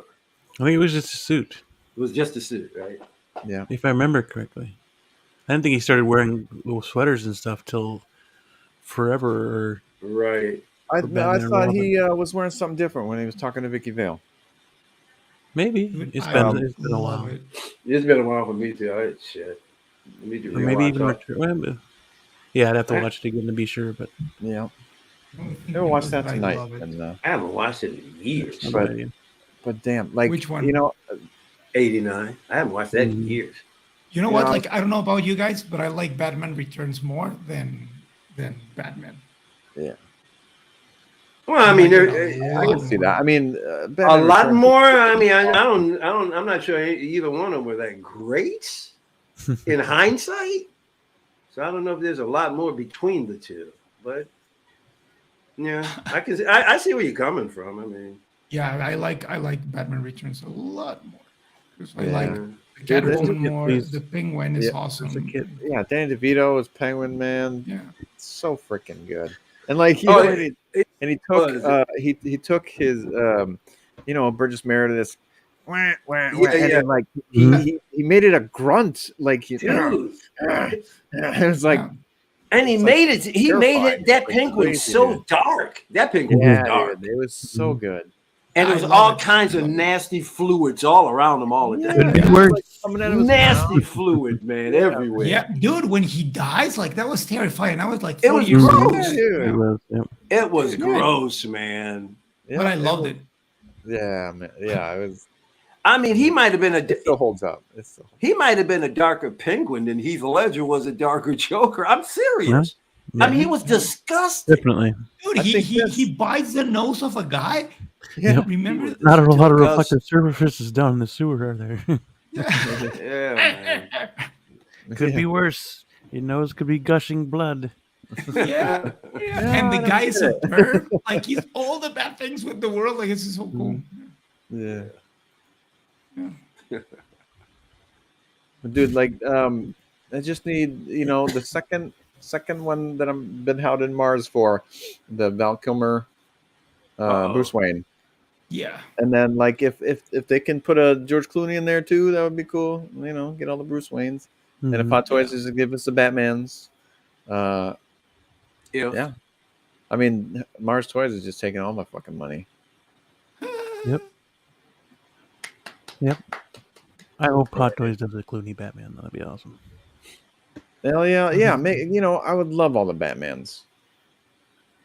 And I think people would buy it. I'd buy it. Hell yeah. Hell yeah. I mean, I wouldn't, but I know people would. Yep. Yeah, excited for this to actually come out and we see the final product. I'm super excited for this. Hell yeah. Yeah. More Alfreds. Yep. I'd buy all the Alfreds, man. Alfred doesn't get much respect. He doesn't get any respect. You know? He's a badass. Especially he is a badass. We need an Alan Napier too. Alfred. Oh my God! Please. He actually put on the suit. Please. Alan Napier. First Batman never put on, or first Alfred to ever put on the Batman suit. Yes, that was very funny. And you know something? Guy had kind of a build. I mean, he wasn't no slouch. I was like, he was a big guy though. He's pretty tall. He's tall. Yeah, he was tall. Yeah. Yeah, I liked him as Alfred too. Oh, he was fantastic. Yeah. Yeah, killer eyebrows. Look at that thing. Yeah. Yeah, they got it down. Looks good. Yeah.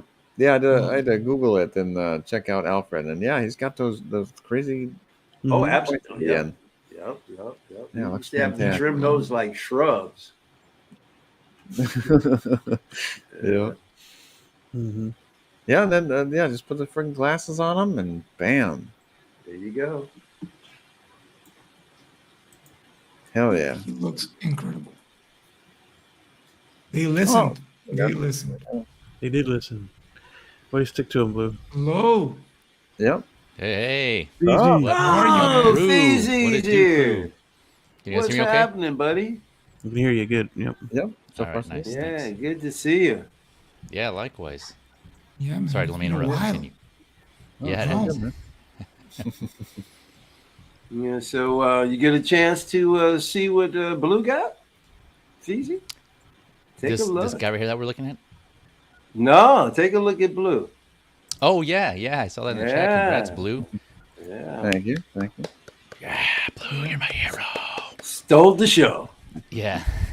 For sure. Yeah, that thing Definitely. looks incredible. Increíble, yep. Increíble, yes. Yeah, congrats. That's awesome. Guys, I think it's time in the show to talk about actually two other shows. I think we'll briefly discuss our thoughts on if everyone's seen it, anyways. The second episode of Mando.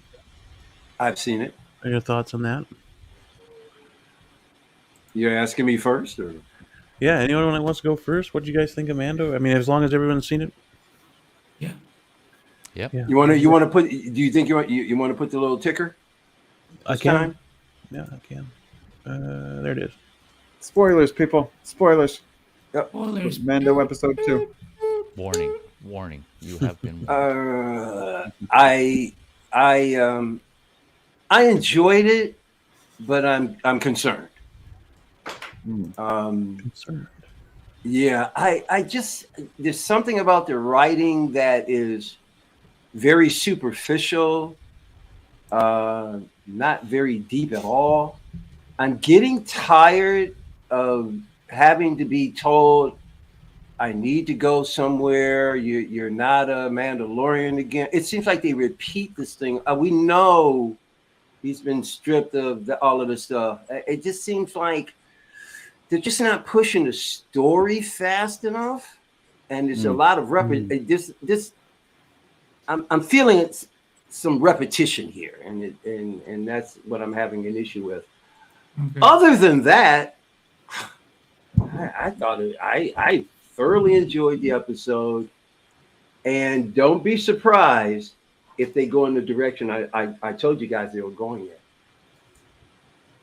That there may be something's going to happen between Bo-Katan and Mando. I think something's going to happen, man. Because there's going to be a love triangle with Grogu. Oh, well, no, now she's going to say, "I want it with the helmet on." I want to emphasize something that I said last week, and I want to go back on it. I didn't mean that there should be like real love. What I mean is that it should have been an action that was done that connects them. They don't necessarily have to be in love, but just because that one moment of passion and anger happened, it creates a dynamic that they can carry with them. That's why I didn't want to see like this love triangle or anything, but it's obvious they're warming her up to him. Yeah. You know, because if she really hated him as much as she hated him, she wouldn't even care. Go off, whatever happens, happens. She's definitely warming to Grogu. I think she's. I could be wrong, but I don't think she wants to. I just think they're going to be in a quandary about their feelings.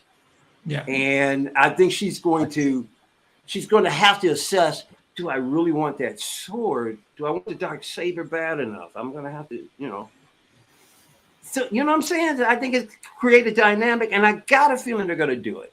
But other than that, like I said, I'm still in on the show. I just want them to shore up the writing a little more, and I want them to be a little less repetitious. Mm. But if I were to score the last episode on the score 1 to 10, I'd give it probably an 8. I enjoyed it. You're not halfway wrong. She does want his darksaber with the helmet on.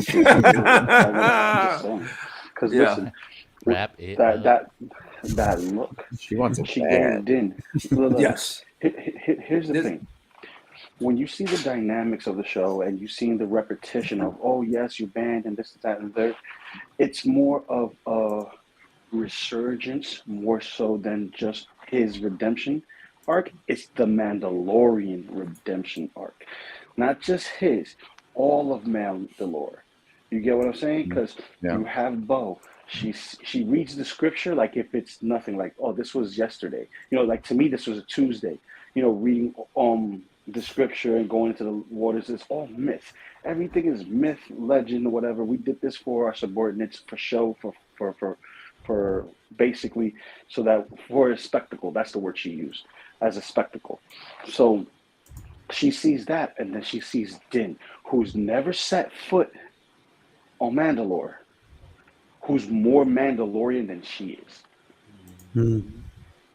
As he goes and he believes, blindly believes, and goes into these waters so he can redeem himself. And this is where she sees and is like,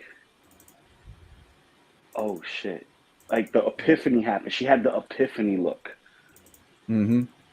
And then again when she went to, pick him up. But we're not going to talk about that just yet. But as far as like the pacing of it being repetitious, it's always going to be, I need to get my butt saved. I need to get my butt saved. I need to get my butt saved. I have no powers. I'm good, but I ain't that good. Well, I understood her being skillful with the dark saber because she's wielded it before. She knows what she's doing. Mm-hmm. I didn't have any problem with that. She kicked ass with it too. And I dug. I didn't mean to step on you, Lou, but I also dug whatever that spider creature. That shit was out cold, man. Oh yeah, that was dope. It was weird. It was dope as fuck. Yeah, it was weird. One eye and everything like that. Yeah, I liked how weird it was. It reminded me of Grievous, but not our Grievous. Sideshow's Grievous. I thought it was Darth Maul for a second, and then I was like, no. Oh wow! Yeah, because he looked gigantic. Like that in the Clone Wars. The first time he shows up. Because he had multiple legs, didn't he? He was like Spider, wasn't he? Yeah. But like, no, timeline makes no sense. It's not him. Yeah, I thought it was more Grievous. Just the way and the way he sounded too. Yeah. Mm-hmm. Yeah. It's fucking huge too, man. Gigantic. Yeah. Yeah, definitely an interesting episode. Yeah, I definitely see what everyone's saying on how video gamey it is. Where he has to, he gets one place and you have to complete a side quest. Like, oh, I need this piece. And it's like, oh, well, if you want this, then you have to go over here. So I'm kind of getting that from this second episode on that. But you know something? That's how they're writing today, Feezy. They're writing almost a lot of movies, scripts, shows. They're using that same template. And I think that's why people starting to get bored. Oh, okay. You think the formula is just kind of copy and paste for... Yes, and everybody's doing it. So it doesn't seem like anybody's being creative because everybody's doing the same thing. Yeah, it could be. No innovation. Grievous was because on his mama's side. Well, I'll say this: the video game format is not bad. There's a reason why there's so many people playing video games and grinding out and doing the same thing over and over and over again is because, one, it's addicting if you're a gamer. Two, you progress that way in order to keep telling the story. You know, like I played Destiny 2, and there it's grind heavy. Like, you think you're getting bored now with Mandalorian? Play Destiny and see how bored you get real quick, okay? You're doing the same thing every week, week in, week out, waiting for, 2 or 3 months for the next story to play out. And you get side stories, but then they have a grindy, heavy method of playing out before you get to the actual story. And you can't complete it until the week is up, meaning you're waiting for that timeline to come through, but you also have to complete certain tasks in order to actually see the story. If not, you're going to miss the story. And it's going to go right into the next phase. And you don't want to miss pieces of the story. You want the full story, so you do what you need to do to play it through. Now, I think it's a great idea they did it that way because it's more familiar for the generation now. Because we're seeing it in the perspective of me now and as an adult, or me from when I was a kid compared to now versus what's popular now. Who's the target audience? A lot of the older cats, but new cats too, because the new ones are the ones who are going to spend money in the future and money now. Yeah, so, I think. Well, I think absolutely. No, I was going to say, that's I kind of hear. I see what you're saying, Lou, and actually I hear the same complaint. I'm sure you as well in the gaming community, where a lot of people get tired of just doing side quests over and over and a bunch of them for that reason, like you're saying, because just to progress with the story, like, oh man, I got to do this. I can't remember the game. I think it was I don't know if it was like some sort of RPG, maybe Final Fantasy or something, where they were. It was like just recently where someone said that, and it's like, I'll have to go through all these side quests just to continue on through the story. So yeah, it's fun for a while, but if all the games that are coming up, kind of Michael's point, similar to the shows and the movies, if they're all doing the same thing after a while, gamers and viewers, they kind of get just tired of it, right? They just kind of get bored and like, all right, well, this is getting played out. We need something new. So it's good for a while, but after so long, it kind of gets old. Unless you do it right, because obviously, The Last of Us isn't it right. Because Last of Us is good because it's based off of something that's already pre-existing, and that is from 20 years ago, right? The game was 20 years ago. But but just like with the man, what I'm saying is that template is being used in modern day. That's what they're using now. Yeah, that story was already there. They just had to expand a little bit on it, and then the game's 10, right? What's that? So the game was 10 years old, right? 2013. Last of Us, yeah, it's 10 years old. Sorry, yeah. I was thinking for some I was thinking 03. Yeah, you're right. It's 13. Nah, but we also got to take in consideration in the story, it's more or less the same as Walking Dead. More or less, you're dealing with, zombies that can eat you, but they're not as fast in Walking Dead. In Walking Dead, they're slow, but it's a war of attrition. Here, it's a war of attrition with, fungaloid zombies that could literally chase you down. And then you got what they call it, the bubbler? That big pus bucket, dude. Oh, yeah. Dude, we talking Resident Evil. Bloater, yeah, the bloater. That dude, oh my God, bro. That it was like watching Resident Evil. I'm like, oh shit, this brings me back to running away from Nemesis. Stars, Stars. Did you guys play the demo for Resident Evil 4? By the way, I haven't. Oh, not yet. So good, so good. Yeah, it's super going short, back, but the demo. Yeah, the demo for Resident Evil 4, and so good. I can't wait for that freaking game, man. Yeah. But going back to what Feezy was talking about the it being a video game style feel, but you could almost equate it also to like a Saturday morning cartoon. Yeah, yeah, that's true. I mean, Saturday morning cartoons were the same way. But see, I don't have a problem with the side missions. On the next one. Yeah, I don't have a problem with the side missions when I say repetition, because the side missions are different. So that's not what I'm talking about. I'm talking about repetition is when, it's just standard in movies where they over-explain what has happened. Sometimes and 3 episodes later, still over-explaining it.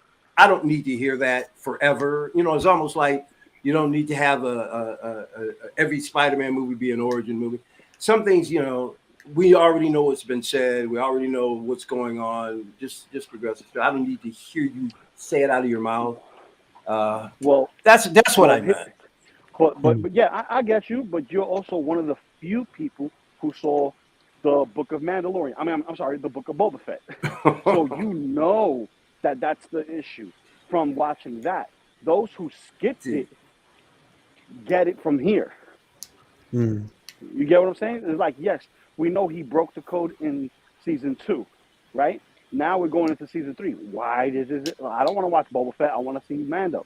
I don't want to see Boba Fett and see that. No. It's not going to have Mando in it. Oh, it does have Mando in it? All right, I'll watch the episode maybe if I feel like it. And some people still haven't watched it yet. So when they see this, it gives them the jump start. That's why when you see him speak to the armor, it's almost like if they spoke for the first time again.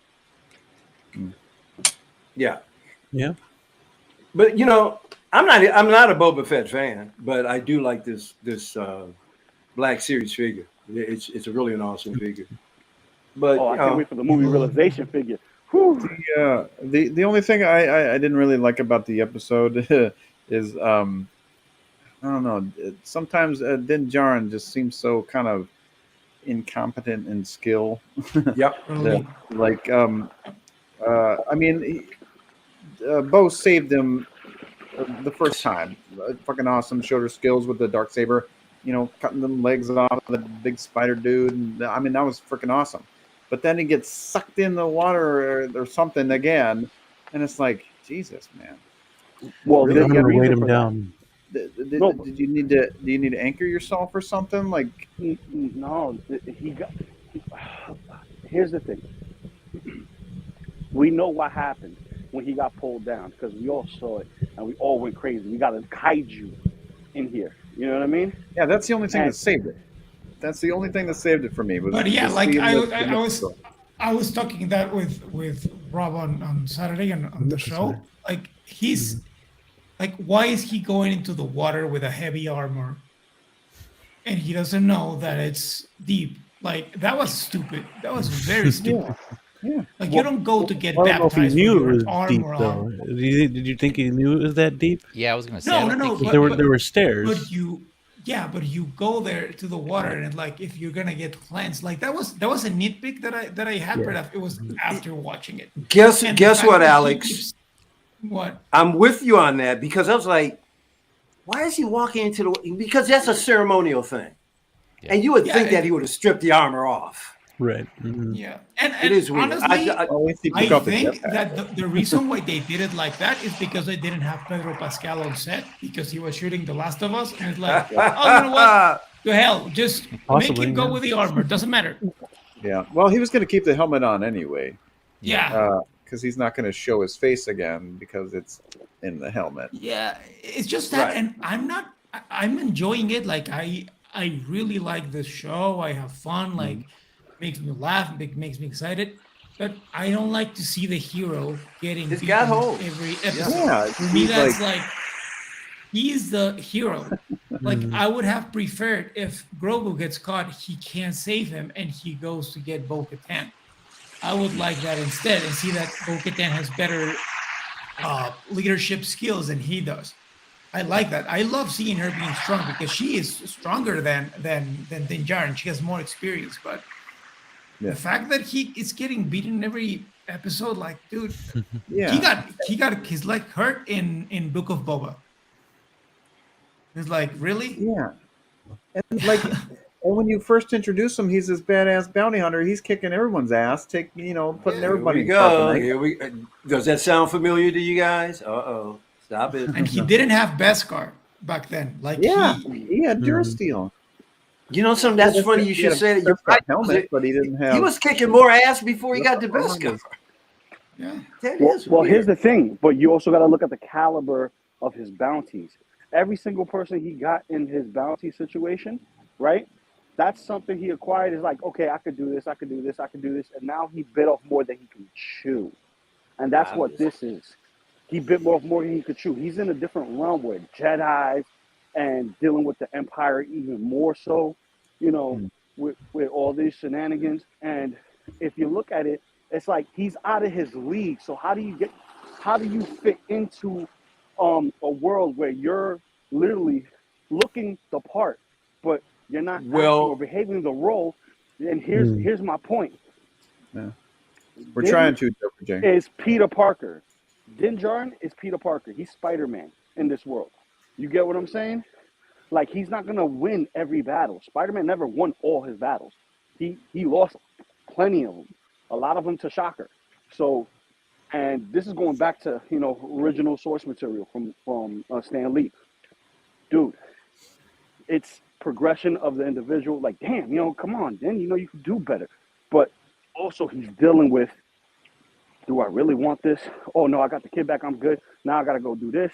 I got to get this. I got to redo this. Because his focus is his honor. Forget everything else. He only cares about his honor. Lou, what do you... back to that samurai stuff. What do you give the episode on a scale of 1 to 10? 1 to 10 overall? Mm-hmm. A 9. A 9. What about you, Alex? Because I see it from the perspective of it as if I didn't watch Boba Fett. Mm-hmm. Yep. Yeah. I give it an 8.5. But it's great. Like, I love the show. Like, I'm not throwing the towel and saying, no, I'm not going to. Well, I love it. Yeah. There's some things that I think that they can do better. And I don't like when you start adding unnecessary fan service. Like, for me, bringing back R5, that's another thing that I'm like, man, you showed him once on the last season. It was cool. He's still there. Okay, awesome. Move on. We don't need to see him again.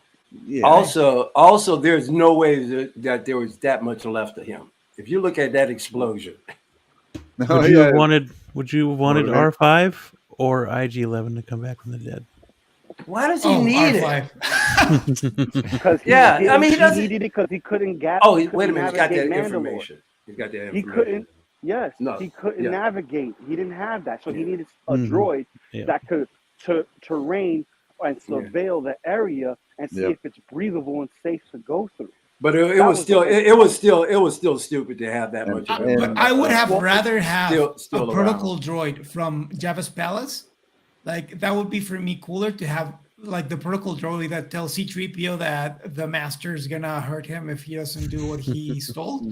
I'd rather have that guy there than R5, because we already saw R5 and it's not like a memorable character. He just explodes on episode 4. Like, he had like 2 seconds of screen time. It's right. I think it's just, I never like when you give this Easter eggs or fan service that are completely irrelevant. Like, they don't move the story forward. Well, I don't think it's irrelevant. I believe it's relevant, but also it connects a lot of dots as far as finances is concerned. If you look at it, it's a fan service. People are going to tune in like, oh, if they eat up nostalgia, they're going to eat it up. On top of that, marketing ploy. What we getting now? We getting toys. Plenty of toys. And and specifically Grogu. And there you go. We're gonna get 500. As if you haven't had enough. I know. Yeah. But you know what? Like, I think it would have been way cooler. Sorry to interrupt. Like, they wanted IG-11. Why not find IG-88? Like, Boba probably knows where he is. Yeah, we don't need to see Boba. We don't need to see Boba. It does seem that they can text him. They can text him or Fennec. You know where IG-88 is? Yeah. I am Boba Fett. He is in this planet. That's how. Yeah, but IG-88's not answering. I am Boba Fett. He better answer. So what about? Oh, go ahead. Oh no, I was gonna say, but I think the reason why we didn't get the protocol droid from Book of Boba Fett to help out because we got enough of him in Book of Boba Fett, right? Also, Boba Fett doesn't follow that creed that he is, so he's not going to understand why you need a protocol droid to go and do all that. You know what I mean? And at the same time, then he's just returning a favor. Like, he's not without repaying debts. You get what I'm saying? Yeah. And granted, he helped them out, but he helped them out, and this is the way. And that's it. He did his part. Now he's just trying to figure out a way back into his kin, being that Boba Fett is not a part of his kin, he's not going to ask him. He's going to go back to source, which is armor, and then he's got to figure out, okay, how I'm going to go do this. Do I want to travel back to Tatooine and ask Boba for another favor when I just repaid the favor back with blood, sweat, and tears? You know what I'm saying? So it circles back around. It's just, they did it in the form of fan service. And also, product placement to sell more toys, because now you got an R5. You got R5 unit that's going to be selling out like crazy. Yeah, and they're going to sell us a statue of IG-11. Like, I understand the point. Like, they are really doing it for selling us toys.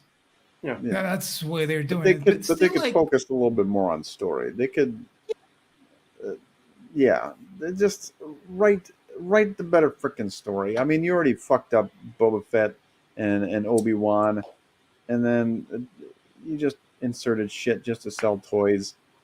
And I get it, toys are the money maker or whatever. But like, we love toys. We like everybody here loves toys, but that's all great. But like, you know what's even better than that? Story. Yeah, I mean, like really, it was the perfect time to introduce IG-88.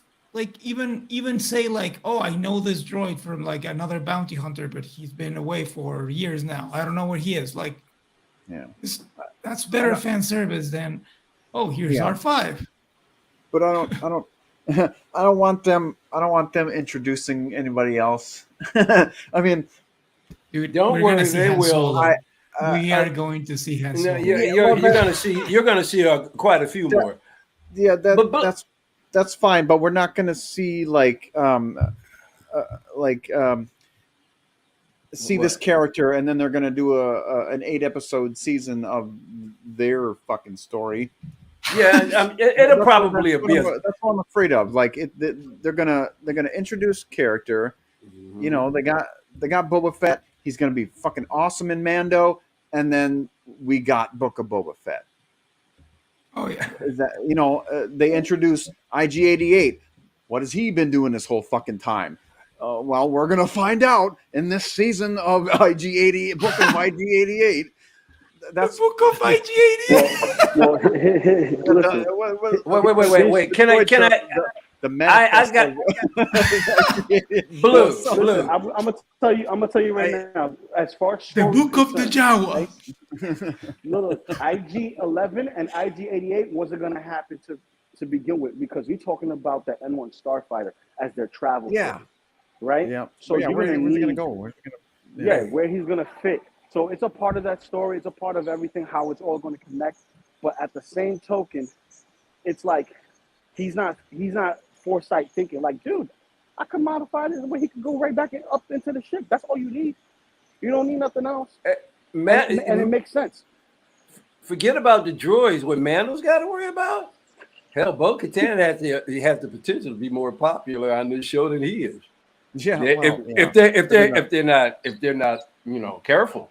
Well, they're going to turn. But the other thing, it's going to be the other thing. That's right. But the other thing that might happen. Don't think it might not. But Blue, I've been wanting to ask you. Scale of 1 to 10. Oh, I give it a 9. I thoroughly enjoyed the episode. A couple nitpicks here and there. It didn't ruin it for me. Beamer, I haven't heard Beam's take on the show at all. Let's go, man. Well, I want to hear more about the Chronicles of the Jawa. The Chronicles of Jawa. The best show, the Chronicles of the Jawas, told by Wicket the Ewok. Then I want to hear from Feezy. I don't know if Feezy saw it, but I want to hear from him next. But Beam, let's hear it. What's going on? It's definitely a 9. I thoroughly enjoyed the episode. There was nothing else wrong with it that I saw. And we should answer what was it, Payton's question, or not question, but his thought there. He thought the mythosaur grabbed him down in the water. Like, I'm going to ask the question to the rest of the group. Do you think he fell because of the weight of the armor, or do you think the mythosaur grabbed him? The mythosaur grabbed him. I thought the mythosaur grabbed him. Because he went down too. Yeah. But there was a suction when he went down. See, if he had just fallen, was there, or was it a straight drop off? It seemed more like a pull. It looked more like a pull than because if he would just drop off, he wouldn't have went down that quickly. I know. He would be more buoyant. Something hit him, or maybe he dropped and the tail of the mythosaur hit him or something. But yeah, but because he didn't appear to be that buoyant to just drop off into the water. It looked like he was pulled in. That's what I assumed. But yeah, I don't think the armor that he was wearing, I don't think it would have dropped him that fast. Right. It looked like. And you know what? Like I'm thinking of something that I didn't think of before. Beskar is not heavy. Beskar is exactly. There you go. You're right. You're right. Yeah, Beskar is meant to be some like it's like adamantium. Like you can. Mm-hmm. The only reason why I think he didn't get pulled down is because go ahead. The way he was walking in the water, right? He took a step, he took another step, and he fell. But yeah, you do make a point about Beskar being light. But then when Bo went to go save him, you know, we're all saying it's a mythosaur, right? Are we all on the same page? Yeah, okay. Yeah. It just looked at her. It looked at them. They didn't attack again. So why would it pull them in and not attack them on the way? Yeah, that's what I was gonna. That's true. You're right. You're right. He's like, oh, there's a Mando there. Holy yoink! Yeah, he's my friend. Yeah. I'm the symbol of their people. Yeah. Yeah. No. Well, and then, I don't know. Like I think that. To be fair, we are adults talking about a kids show. Well, no, it's not fair. It's not a kid. It's not really a kids show. I mean, you can say that Star Wars, is for kids. Blah blah blah. I mean, it is and it isn't. Yeah, I know.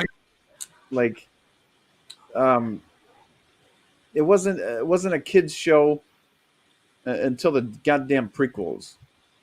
So that's true.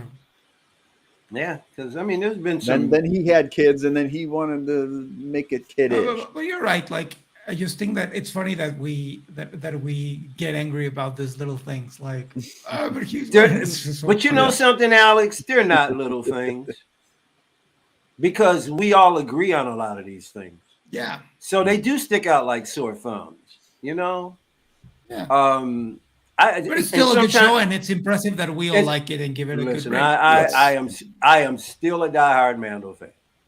I haven't been turned around yet, but I am seeing holes. I'm seeing some frailty in writing. That's all I'm saying. It could be stronger. That's all I'm saying. Yeah, I agree. There's things that I'm noticing too. Just all these things we're talking about. Not to say that they were bad. There's like minor things, and just something I observed. But yeah, overall, I still enjoyed the show. Also, I agree with you guys at like 8.5. But one thing I noticed, watching the show is just the directing and the cinematography in this episode. Man, there was some awesome shots in there. Like when he was going through the side shot, when he was in the N1 going through the atmosphere into Mandalore, just that whole shot. And just there was a lot of similar shots like that where I was just wow. A lot of breathtaking shots. So it was just that alone put it, ranked it above the first episode. And I didn't recognize the director. I don't know if you guys, I think it was Rachel Morrison was her name. He's the cinematographer of Black Panther. Oh, it's male. Okay. I kind of probably should have assumed it was a girl. For Black Panther? Oh, okay. Nice. Is that how you say his first name? Is it Rachel or is it pronounced something? I think it's Rachel. Yeah. Okay, gotcha. Okay. Yeah, that was my fault. Yeah. Nice. Yeah, he did a really good job. Great job. Yeah. But no, it was, I enjoyed it. Yeah, man. This is fight scenes. They keep giving more money to it. I mean, is it head and shoulders above the special effects from season 1. Season 2 got better. Season 3 even better. Mm-hmm. Yeah, and of course they gave Grogu the spotlight there for a little bit. I liked how he started talking. That was cute. Not gonna lie. Yeah. Did his thing and kind of was like retreating and going and I like how they're not Ian. I like how they're not letting him dominate the story. He's just kind of off. He's kind of more observing, which is a good thing. Because then if he gets too kid-like, then I'm out. Yeah, one thing I also noticed, Din being kind of like a father figure to him when they were flying to Mandalore, and he was explaining the maps in the N1. He was like, "Hey, every every Mandalore has to learn to navigate. Yeah, to know his way around." I'm kind of know his way around. Yeah, so I'm kind of, to me, that's kind of implying that he's gonna since Grogu's staying with him, he's probably going to train him in the ways of the Mandalorian. What if he becomes like a Jedi / Mandalorian type adopted Force wielder? That would be pretty cool. I don't know. I think that's just theorizing. Of course, I don't know. Yeah, I think he's gonna, like, I think we've said this before, but I think at the end the show is gonna be called The Mandalorian because Grogu is. Oh, it's going to continue with him as the Mandalorian. I think that's how it's gonna be. Gotcha. Yeah, Grogu has grown an intense attachment to him now. Yeah, I think it's gonna be like that. I think he doesn't want to go anywhere. Yeah, I think he likes Mandalorians more than Jedi's. It's like Jedi's let me get caught, and Mandalorian saved me. So he's being trained by Din now instead of Luke. Yeah. Yep. Friends, I'm gonna have to go. A client is bothering me. Give us 20 more minutes. Good to see you, Alex. Yeah, good to see you guys. Yeah, I wish likewise. I could talk more about it. Take care, and just I really love The Last of Us, by the way. Yeah. Yes. Yeah, I really like it. Oh yeah. But take care, guys. I'll talk to you All right, soon. you too. Sorry that I have to You go. too, Take it easy, Alex. Take care, Yeah, guys. man. Bye. That does lead us actually into The Last And of then Us, there were 4. the finale. When the Yes. local Lou? He was at work, so Yep. Oh, he had to go. Yep. Oh, okay. That's what the all the cars were passing by. He was going to work. Oh, You hear, yeah, there's a bunch of cars. But yeah, Go ahead, guys. after a couple episodes, we finally get a clicker. No, right? Mm-hmm. Do you watch it, Feezy? I don't watch it. do. Do you? Oh, okay, Yeah. good. You watch the whole thing as well? Yep, I did. All right, I'll sit back and listen. Yeah. Although I know what happens to Pedro Pascal. Uh-oh. He yeah. gets armor. Well, other than the, Pascal. And you know, I forgot that he was in the first Equalizer. I mean, the second Equalizer. Oh, was he? Nice. Is Yeah. that with Denzel? Is that what they Yes. And Feezy, before you came, I learned that they've already started filming the third Equalizer, and it's coming out in September. Nice. I didn't even know there was a third one, let alone a I second. didn't I'll have to either, but watch they the said second. Antoine Fuqua wanted to do a Ooh. third, and they've been filming it. Now this year, man, two incredibly great movies I'm looking forward to, and that's John Wick and Equalizer. Oh my God, what a great year! Later, some guy. Yeah, later. See ya, buddy. Speaking of John Wick. Man, I can't wait. Sorry, go ahead. Sorry to go off track there. Beam. no, all good.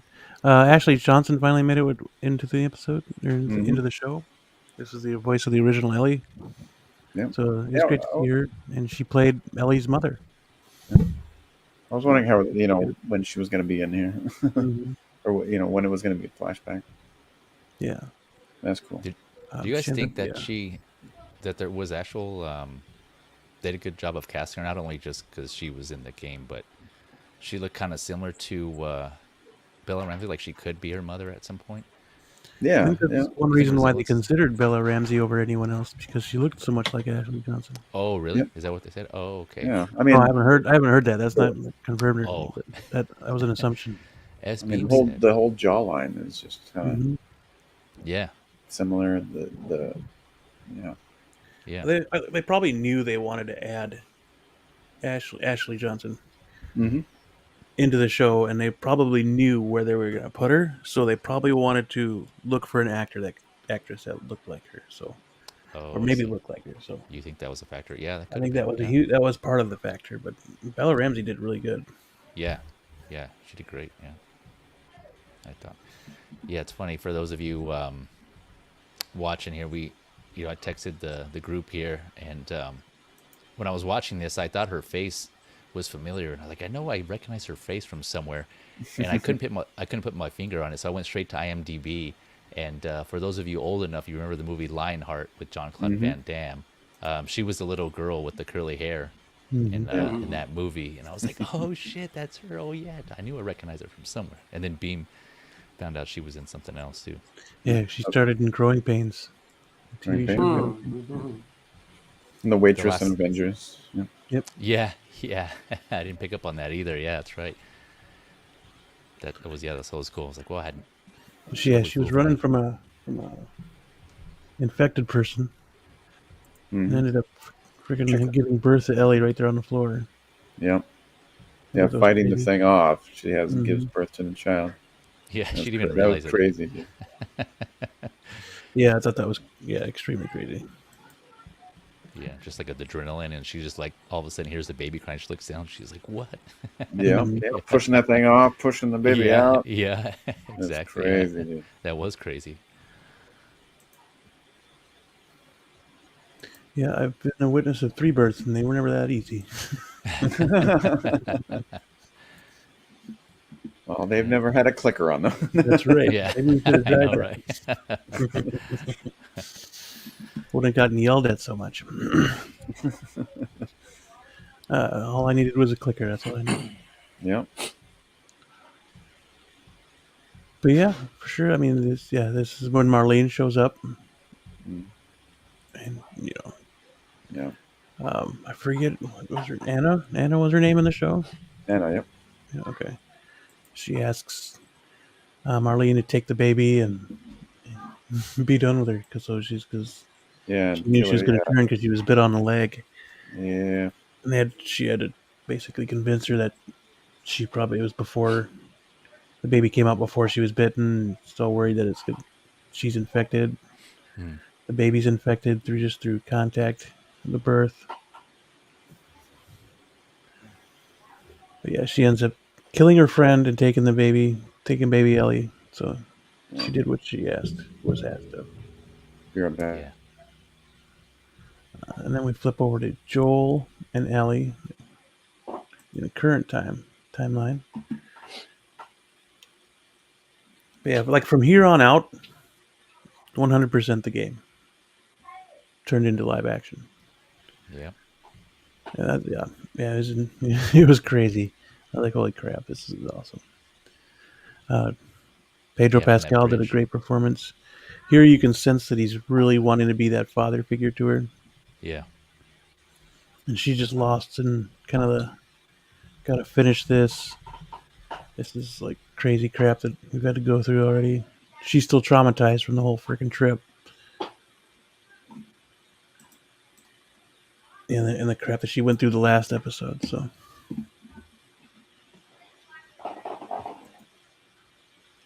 But yeah, I mean, you can see such the mood change from the beginning, the first episode, and the first and second episode, where basically he didn't want anything to do with her, but now he's like, okay, someone's filled that hole in me since my daughter passed, so I gotta.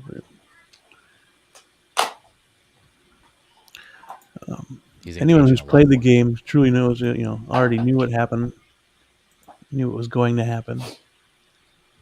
No surprises. But yeah, they took things from the game, and put it right on the film. It was just crazy. Yeah. Yeah, it was awesome. Yeah, that was a cool scene. Yeah, and this is when he's explaining, or he asks her, we can just go back to Tommy's. You don't have to. And she tells him, no, we got to finish this, pretty much. Yep. Yeah, see it. Then we can go do whatever you want, she says. I'll follow you anywhere.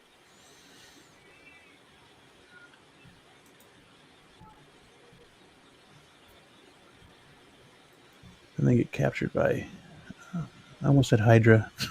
Hydra. Hydra, yeah, it's pretty. Holy cow! Maybe I should tune in. Hell, Hydra. I almost said Hydra. Pedro. Wrong universe. Yeah. There's Marlene again. All of a sudden, Nick Fury shows up in the show. Yeah. Samuel Jackson pops up. What did you guys think of this coming up? I mean, she explains what's going on. Basically, that they're going to prep her for surgery because the cordyceps. They think the cordyceps will help her because she's immune. Yeah, they're going to prep her they're prepping her for surgery to try to extract what those cordyceps are doing in her brain, right? Which would inevitably kill her. Yep. Yeah. So I thought this recreation of this scene in the game was just holy sh. Yeah, dude. He was a freaking Terminator. He was. Like, spun elbow, and then everybody else was dead. Boom. Yeah, And they just I know. kind of laid He was down. just zoned out. Yeah, that's what, hence the John Wick. I read that in Yeah, an dude. interview or something that the creators mentioned. Yeah, it's like they couldn't hit him for shit. Yeah, Like, he was just standing in there. all these Everyone did. people with machine guns, Yeah, handguns, turned you into know. stormtroopers. Yeah. They even dulled they dulled the sound. Yeah. From like the gun, you know, everything happening to play the music. Yeah. Just to give it to that sense of this dude's focused and he's gonna find Ellie. Yep, exactly. He powered up. He went to leveled up, and he was just in the zone. Yeah, even the doctor. Yeah. Yeah, I was almost for sure that they were gonna introduce like whatever the fuck her name is. Blondie. Abby, thank you. Abby. Yep. You know, like maybe the after credits or something like that. I'm gonna walk in, see her dad, or you know, yeah, and whatnot. But they stuck pretty close to the game. I mean, they were even over Joel's shoulder as he was killing folks, and yeah, it was pretty good. As he terminated his way through the hallways. Yeah, equalized. Yeah. He wicked his way. Yeah, that's a very good point too. Tremble Dust. Hmm. Yeah. No question. Not attacked by biologist. Oh, did anyone else think that the mom was being bitten? They had enough time to affect it. Yeah, I was thinking that too. Yeah, that's a good point. I did notice that it was like kind of quick, and then not to mention how quickly she cut the umbilical cord right after. And she even said, right, she wanted to do it quick so that way she's. Oh, that's something we didn't touch, right? So did you guys take it as she was lying to Marlene that she delivered the baby? What did she say before she was bit? Is that what she said? Mm-hmm. Yep. Right, but she lied about that, right? Because obviously she had got bit while she was still she was still pregnant. So she had lied. Okay, gotcha. I'm still on. But yeah, that was kind of quick. Yeah. Yep. And I mean, it could have just passed through a system and got a little bit in there. I know the cordyceps or whatever just grow throughout the bite. I don't know. I don't like to think the baby would have been fine. If your blood's pumping that hard, that bite, saliva going through the body that quick, through the bloodstream. I mean, it's possible. I mean, but yeah, it was really fast. Yeah. But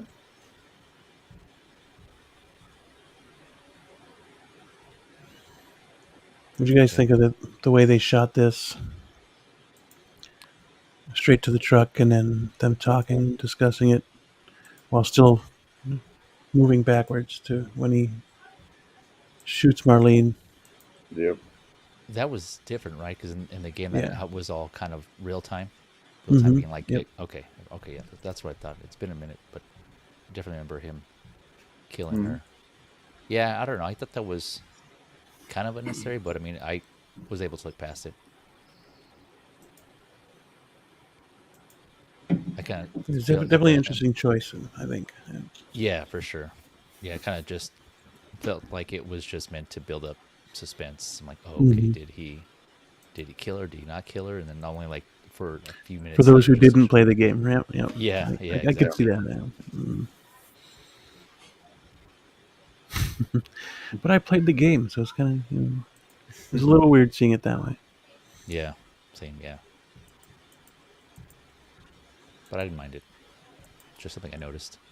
But yeah, in the truck, he tells her, Raiders. They've had the Raiders attacked, and they've had the cure though, or doctors were never able to find a cure, and they've tested dozens of kids or dozens of people are immune, which is a lie. Oh yeah. Yeah. But he gets her, he gets her out of there, and they go to back to Tommy's.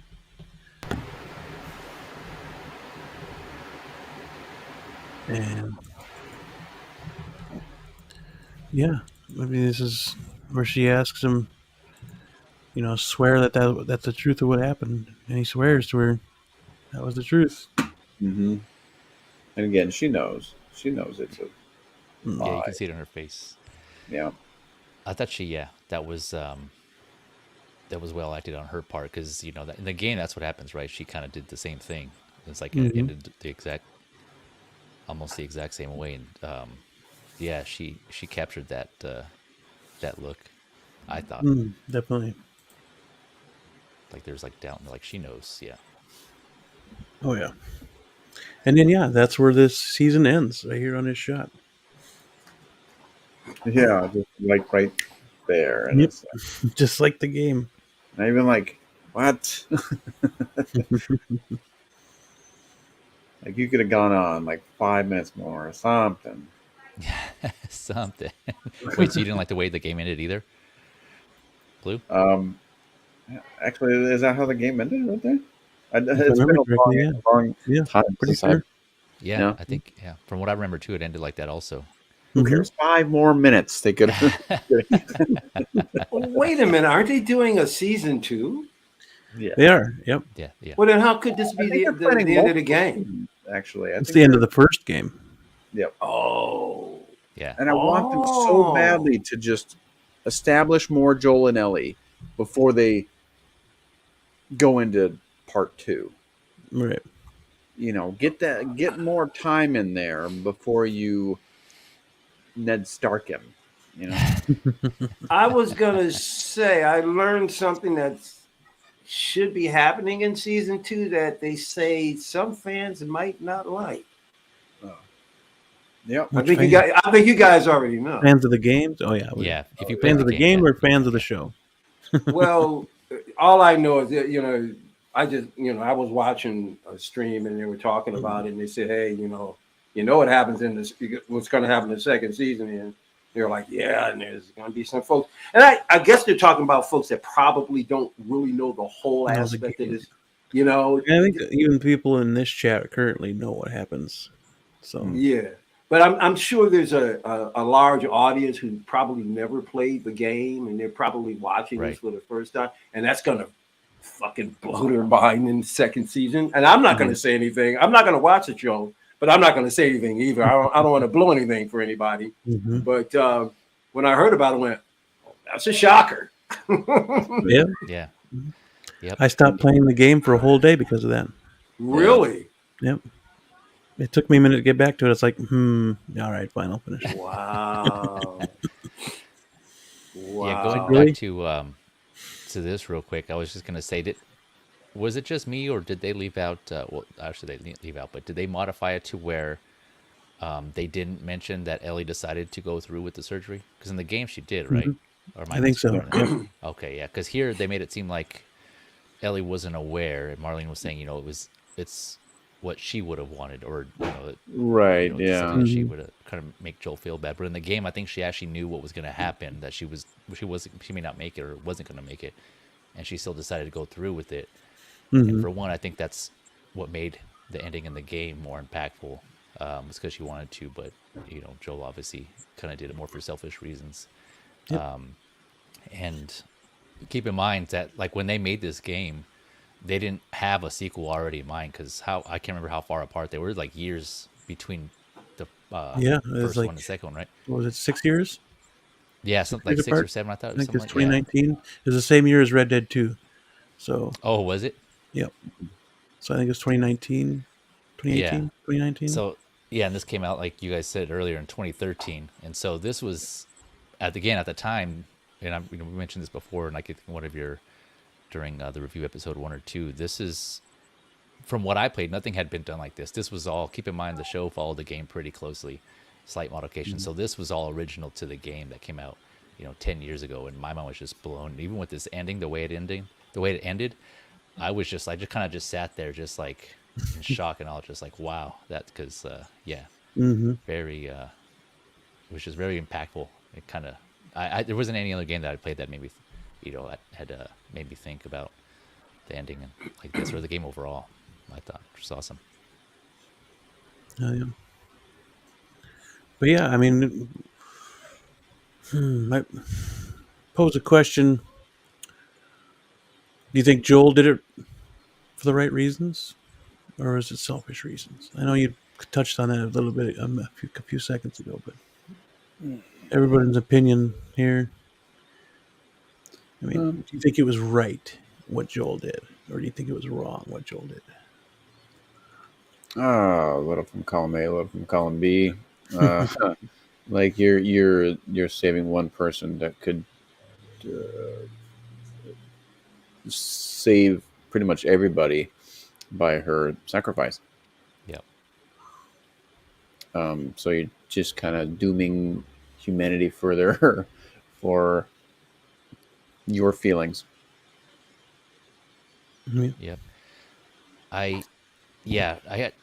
That's a good question, because I thought about that again after I beat the game, and it's like as a father, I know what he was feeling and why he did it, and it's tough, man. Because if I was put in that situation, I can't say that I probably would have done the same thing. It's tough because obviously when you have kids, it's just like that unconditional love you have for them, and so he already made that connection with her that like we saw when he called her baby girl finally in the previous episode, right? So that that solidified their relationship. Yeah. And it's like, I put myself in his shoes, and it's hard to say, man, because if I was put in the same position, I probably would have done the same thing. Just it's tough. It's a tough call. So I don't know. I don't have a definitive answer, because on the one hand, your quote unquote kid, in this case it's his adopted kid, you could say, can save mankind, right? She has the cure, or possibly has the cure to save everyone, but he didn't want to lose another daughter, so he did what he wanted to do. So as a father too, totally would have done it. Yeah. Unless my kid was able to talk to me and say, "Hey, we need to do this," and if my kid was able to talk me into it, it would have happened. And then they would have gone through with it. Yeah. If my kid can talk me through it and be like, "Hey, this has got to happen because it'll save the rest of the world, or potentially save the rest of the world," then it probably would have convinced me to do it and be there when they did it. You know what I'm saying? Yeah. Well, I'd have been like, it fucking better. It better fucking work. Otherwise, I'm taking everybody. Had Ellie had the chance to talk to him before they put her to sleep, that's true. I think it would have been a different outcome altogether. Yeah, I can see that. Yeah, I can definitely see that. Yeah, it probably would have been the same then. In that, that's a good point. But no, they fucking knocked his ass out and put her under. That's what happened, and that's how he saw it. I was like, "You guys are gonna kill my kid, so I'm gonna kill you." So, that's how it was. That's how it. And that's how that story unfolded. And I don't have kids, but I'd have done what Joel did. For somebody there that I care about, 100%. Just like Joel, nobody would have stopped me. You would have been in the zone, taking people out. Yep, I'd have John Wick them all, man. Would have equalized them all. Yep, equalized. But that's why I loved it, right? Because that's how you can tell it's good writing and a good story. It made me think. It actually, I didn't just go, okay, what's the next show or movie or game I wanted to play? I sat there and actually thought about, damn, that had that impact. And I just love movies and shows in general that make you think that way. It's like, okay, well, it's not black or white, right? There's a gray area, and that's why, kind of related. I thought Infinity War. I loved Infinity War because Thanos' argument, his reasoning for doing what he did. He wasn't evil just to be evil. He had a reason. He's you know, what he decided to do made logical sense. And so it's like, you know, there's that meme going around like he wasn't, what is it, Thanos was it wrong or Thanos was right, or yeah, so it's kind of like in the bathroom or something like that. It said Thanos was right or something like that. Yeah, and it's kind of like, you know, I mean, he did what he said he was going to do, and then he just went to go retire. You know, he went to his land, and that was just it, right? He wasn't trying to look for world domination or anything. He just had an idea, and he went with it. So, kind of similar. There's some other Marvel shows like Falcon and Winter Soldier. You know, a lot of people give that show crap. I actually liked it, but the Flag Smashers, right? That's what they're called, the Flag Smashers. The reason they were doing what they were doing is because, you know, the effects of people getting brought back right after they were wished back, it had a whole impact on everybody who was already living during that 5-year period, right? The resources and food and jobs or just whatever was affected, because now you have all of a sudden all these people who are brought back and they already had, you know, a certain lifestyle going. And so I forgot the reasons why they mentioned it, but, you know, they were, you know, certain things or like food rations or things like that were cut off. I can't remember exactly, but basically it was affected. And what I'm trying to say is just those types of stories that make you think, okay, are they not bad? You know, there's like a gray area. You know, what are they? Why are they doing the things they're doing?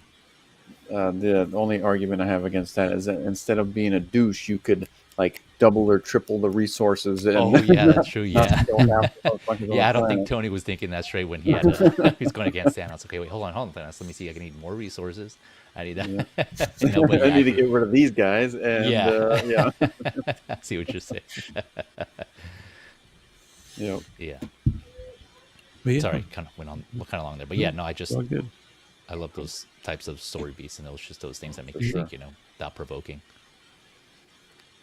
Yeah. What about you, Michael? What did you? I know you didn't play the game, but your thoughts on sacrificing somebody you love to save the world, or, you know, having the selfishness to go and just be with that person, take them away from that. Well, yeah, because as you guys are talking, I was thinking of Sophie's Choice, or you know, Solomon. You know, the situation where actually whatever choice you choose is not really that all great. You know what I mean? Yeah. It's a damned if you do, damned if you don't situation. Exactly. Yeah. So I mean, you gotta go in the moment with your heart, and it's the best you can do, man. It's yeah, for sure. It's tough, right? It's just because it's hard to say what you were doing until you're there. I mean, I never knew what it felt like to be held up until I was held up. Oh, wow. Yeah, I was held up twice in life. Oh, man. Damn. One time I was coming home. Well, actually, I was coming home from a Coney, which was only a few blocks away. Not where I'm living now.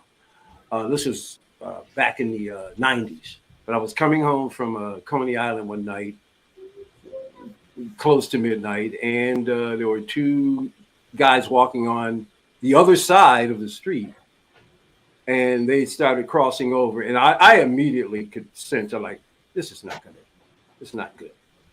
And they came over and literally, hey, guy, give me your money. And if there weren't two guys there, if the guy's friend wasn't with him, he would have shot me, because his friend told him not to.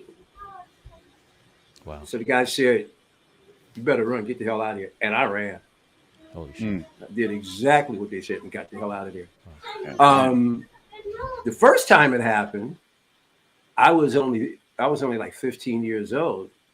First job I ever had. I started working at 15, but it was a corner party store that was just, you know, right around the corner, next block up. And they hired me.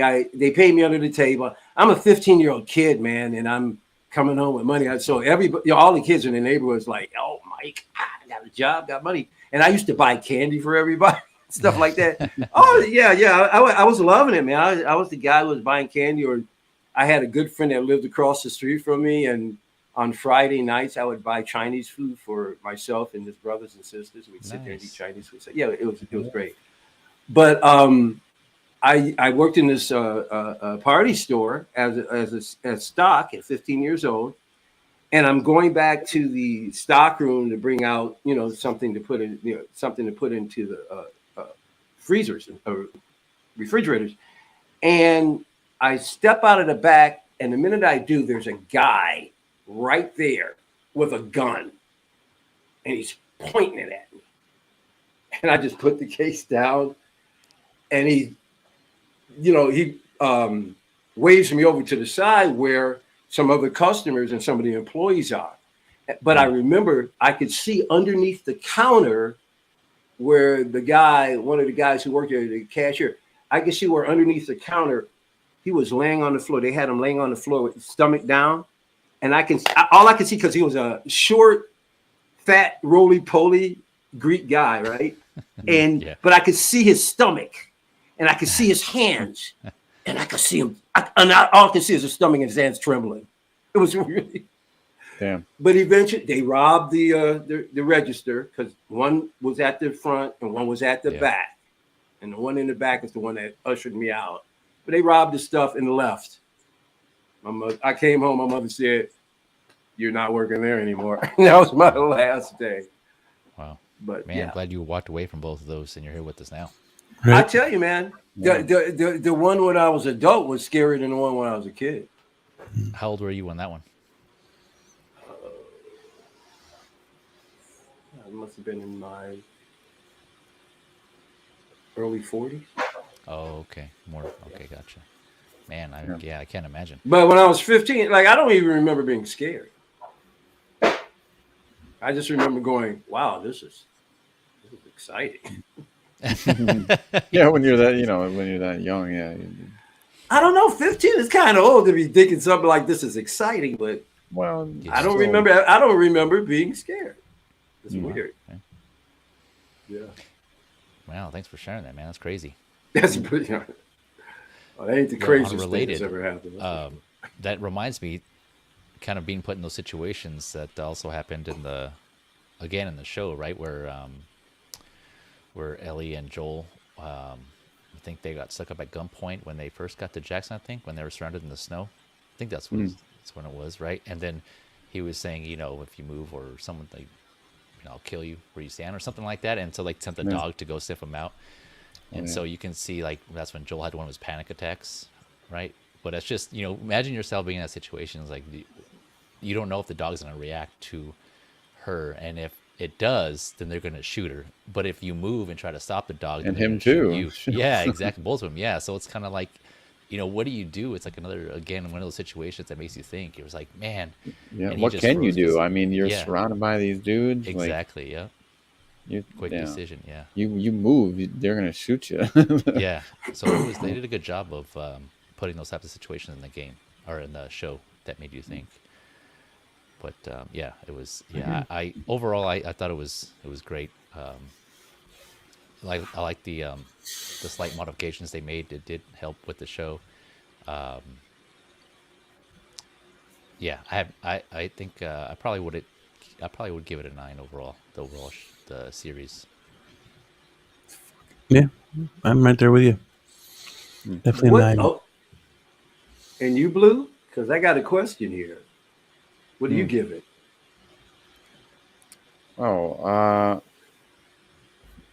Yeah, I give about a 9, 9.5. So my question to you guys are: what's preventing you from giving it a 10? For me personally, it was the Bill and Frank episode. Not that it was a well written, well acted episode, but I felt it kind of stopped the momentum of the game. Or sorry, I keep saying the game, but the show, right? And that wasn't in the game, so it was nice to have. But I agree with others in other streams I felt that could have been a spinoff. But I think just because they put that in there, I felt that could have been its own separate, kind of spinoff show also. So I agree with them in that. I didn't feel like it was needed there. Or if it was, maybe a shortened version. I didn't think they needed to do a whole episode with it because it kind of threw off the momentum of the show. That's just in my opinion. So, but again, it was because, having said that, what they did add, it was again a great episode. It was well acted. It was well written. I just felt that It was kind of misplaced within the show, but then the series, I should say. Okay. Interesting. Oh, Blue, what about you? What's preventing you from giving it a 10? I mean, it was good. I liked how faithful it was to the game, and I actually thoroughly enjoyed the Frank and Bill episode. That was really good. I thought it was well written. It didn't distract me from the story. I mean, it fully captivated me. Other than that, it was really. I mean, it was. I mean, there was new, but there wasn't new. There. I mean, they added cool elements to expand the story a little bit. But what could have added to the story? Maybe a little bit more action. Yeah. You're in a zombie show basically, and you're focusing on characters too. But like, maybe a little bit more action. Maybe we went like 3 friggin' episodes without a clicker or something. Yeah. So yeah, I'd give him about 9. Good solid 9. Mm-hmm. Yeah, I agree with that. Yeah. Yep, that was my main thing. Not enough clickers. Not enough zombies infected. Because there was a whole part in this last episode that should have been a run-in with some infected and clickers, but that didn't happen. Yeah, I mean the Bill episode was kind of, it seemed a little forced upon us, just like because that's what they wanted to do. They just wanted to tell that story, which was fine. It was a good story. It was well written. Yeah. And wonderfully acted. For sure. Yeah. But it just felt like a little bit too much of that story. Yeah. So that's what brought it down a little bit for me too. But yeah, again, not enough clickers, not enough action. I would have liked to see a little bit more. But overall, really good show. For those who didn't play the game, definitely, and want to know what the story is about, and don't want to spend the 10 hours on YouTube, go watch this show. You can watch it at your leisure. Yeah. And Pedro Pascal and Bella Ramsey did a really good job portraying these characters. So yeah, man, he's getting paid, man. Yeah, he is. Oh yeah, he's got like 3 shows and 9 movies going at the. He's top dog. I mean, he's got stuff going on at the multiple projects at the same time. Wow. Mm-hmm. He's got to be one of the highest paid in Hollywood right now. It's got to be. Because he's working major IPs. These aren't small franchises at all. Yeah. Is he? He's not in anything Marvel yet, is he? No, but it's just a matter of time. Right? Yeah. Oh man. Hey man, they pulled Christian Bale. That's it. Anything's possible now. Mm-hmm. Harrison Ford? Anything is possible now. Yeah. And that's my dude, man. I don't know how he's going to come off as Red Hulk. And a lot of people don't want to see him join the MCU. I want to see how it works out, though. I definitely can't wait to see how that works out. He's playing Ross, right? He's supposed to be, yeah. Right. Rose, okay, yeah. But he's supposed to be Red Hulk too. Red Hulk, yeah. Right. Yeah. How a guy his age is going to be Red Hulk? Yeah. Yeah. CG, brother. Same way Ruffalo is. Yeah. That's his secret. He's always angry, breaking out and shit. Well, here's a good question for you guys. Shoot. If you could put Pedro Pascal in the role of a Marvel superhero, where would you put him? Oh, a superhero. Who would you like to see him be? Something? I think he could really pull off Iron Man. You think he could be in the? Oh hell yeah, Pedro Pascal. He's kind of got a look. I mean, you put you can work with the goatee a little bit, cut his hair, dye it black. You could do it. I can see it. I could see it. Yep. Nope, knowing him, it'd be a villain. I was gonna say. Okay, so go ahead. I want to hear something. Go ahead, throw it out. I got nothing. I don't. Really? Nope. I got nothing. Who could he be a good? But I can guarantee you it would probably be a villain if he really come to the MCU. My immediate thought would be. Go ahead.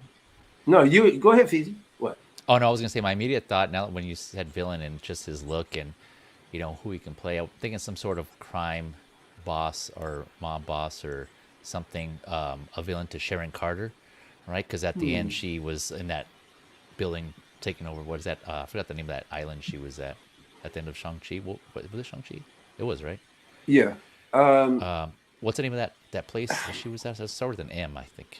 I know Sharon Carter was held up at. She ended up being that person that Madripoor. Madripoor. There you go. Yeah. So I think if he could be, I don't know if he were a villain. She could be. He could be that. Oh, that top guy. Yeah. Remember, there's a bigger guy at the very top, and we still haven't seen yet. Oh, is there? Oh, okay. No, that was Sharon Carter. I thought there was just somebody even higher than that. You sure? She ended up being that person. She ended up being the top. Okay. Mm-hmm. Yeah. But you're right. He would be a good villain. But where would you put him? You're right. You know what else he got? Go ahead. Mr. Sinister too. Like Tremble Dust there. Oh, Mr. Sinister. Yeah. Yeah, that's right. They never touched on that again. That was hinted at the end of. Was it Logan? Right? Or Mr. Sinister? Yeah, where they were. Was it Logan? Where there was like a post-credit scene where someone was gathering vials, and it was reference the company that he worked for. Yeah, I can't. Right? I think so. Yeah. Was that Logan? Yeah, I can't remember what was. Yeah, I can't remember. Essex, I think it was Essex Corp. Tremble Dust said, yeah. There you go. Okay, my man, good looking. Yeah, Essex. Very good. Yeah, they never touched on that. Yeah. You pulled that right out of your patootie there, Fee. Yeah. Excellent. Excellent. Mephisto, yeah. Mephisto's in everything, Yeah. Hey, he's gonna be in what is that? Ironheart. Oh, is he? Mm-hmm. Well, that was confirmed. Oh, okay. Like everything else. Somebody that works with him, Mephisto, I think. Mm-hmm. Mr. Fisto? I don't know. Mr. Fisto. Yeah. Mr. Fisto. Yeah. I can see Pedro Pascal doing other IPs. I can see Pedro Pascal as the Wolfman. Oh, okay. Mm-hmm. I can see he could pull off Dr. Jekyll and Mr. Hyde. I bet you could kill that one. Oh, yeah. I can see that. Mm-hmm. I'm not familiar with the character, so I couldn't confirm nor deny. Wait a minute. You're not familiar with Dr. Jekyll and Mr. Hyde? From the Marvel character or just No, I'm just talking about I was saying that he could do other IPs or other I see. Yeah. Okay, yeah. Okay, I thought you meant you had never heard of it. No, I could see him playing that role though. Oh, yeah, I gotcha. Yeah, for sure. Okay. Mm-hmm. Sorry, I thought Universal that Universal monster kind of thing. Yeah, I gotcha. He would. I think he'd do a good black and white. Yeah. Mm-hmm. Let him do one of those, like a Werewolf by Night kind of thing, like Marvel did before. Yeah, I was gonna say like a part 2 or a spin-off or something. Mm-hmm. Be cool. A little 1 hour story of how make it good. Yeah. I am incredibly disappointed when I saw the Guardians latest trailer. I haven't watched it. Whichever one you watch, he was in it.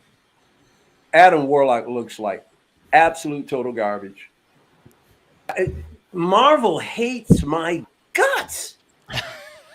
Every hero in Marvel that I love, they've either underpowered, turned into a wimp, or they're the design. Oh man, this Warlock looks so bad, man. I am so pissed.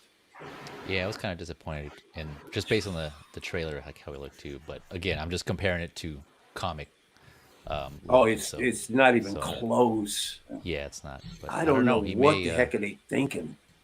He may pull it off, just like Bella Ramsey did with Ellie. Feezy, I would love to have that kind of optimism, but not this. No. I'm looking at him and I'm going, "What in the hell is this?" Yeah, yeah. And then the high evolution. I'm go sorry. ahead. Go ahead. Good finish. High evolutionary. Well, the high evolutionary. He's kind of there, but I don't know. And this is once again. This is when I was deep into reading Marvel. I mean, like, this is my childhood right here. Where the storylines that they're at, now Counter Earth, man, I was like drooling all over my Warlock comics when we reading about Counter Earth and everything. So I'm primed for it. But man, I'm not liking the character choices that they got for these roles. I'm not sure I'm going to be happy with this, but we'll see. But no. I'm done. Sorry, I didn't mean to. It's all good, brother. No, it's all good, man. Yeah. Well, before we go, I want to shout out to the chat. Some guy was here. Commander Green, GG, TLOU. Who else was here? Joker J, Tremble Dust, Payton 23, TLOU.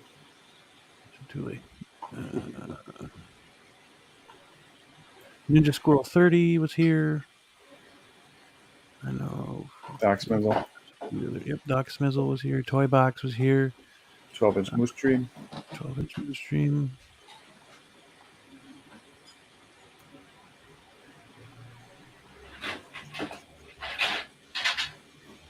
Did you say Payton? Payton? Yep, Payton 23. Yep. Terry was here. Joker J again. Just want to go through. Roll call. Chat. I always love the call out at the end of the show, though. That's one of my favorite parts. Yeah, if I call your name, say here. Present. Yeah, present. Mr. Joker J said, "Migo Michael Migo made your summer." Migo, I'm not sure what Migo is. Frodo. Oh, okay. Yeah, I think that was about it. That's all the names that I see so far. Feezy was in the chat there when he came in. 12-inch Midstream. 12-inch Midstream. Yep. Joker J. But yeah, everybody, thank you for coming into the chat. I appreciate that very much. Hopefully you hit that like button on your way in or out. Yeah. Hopefully you're subbed. I'd appreciate that very much.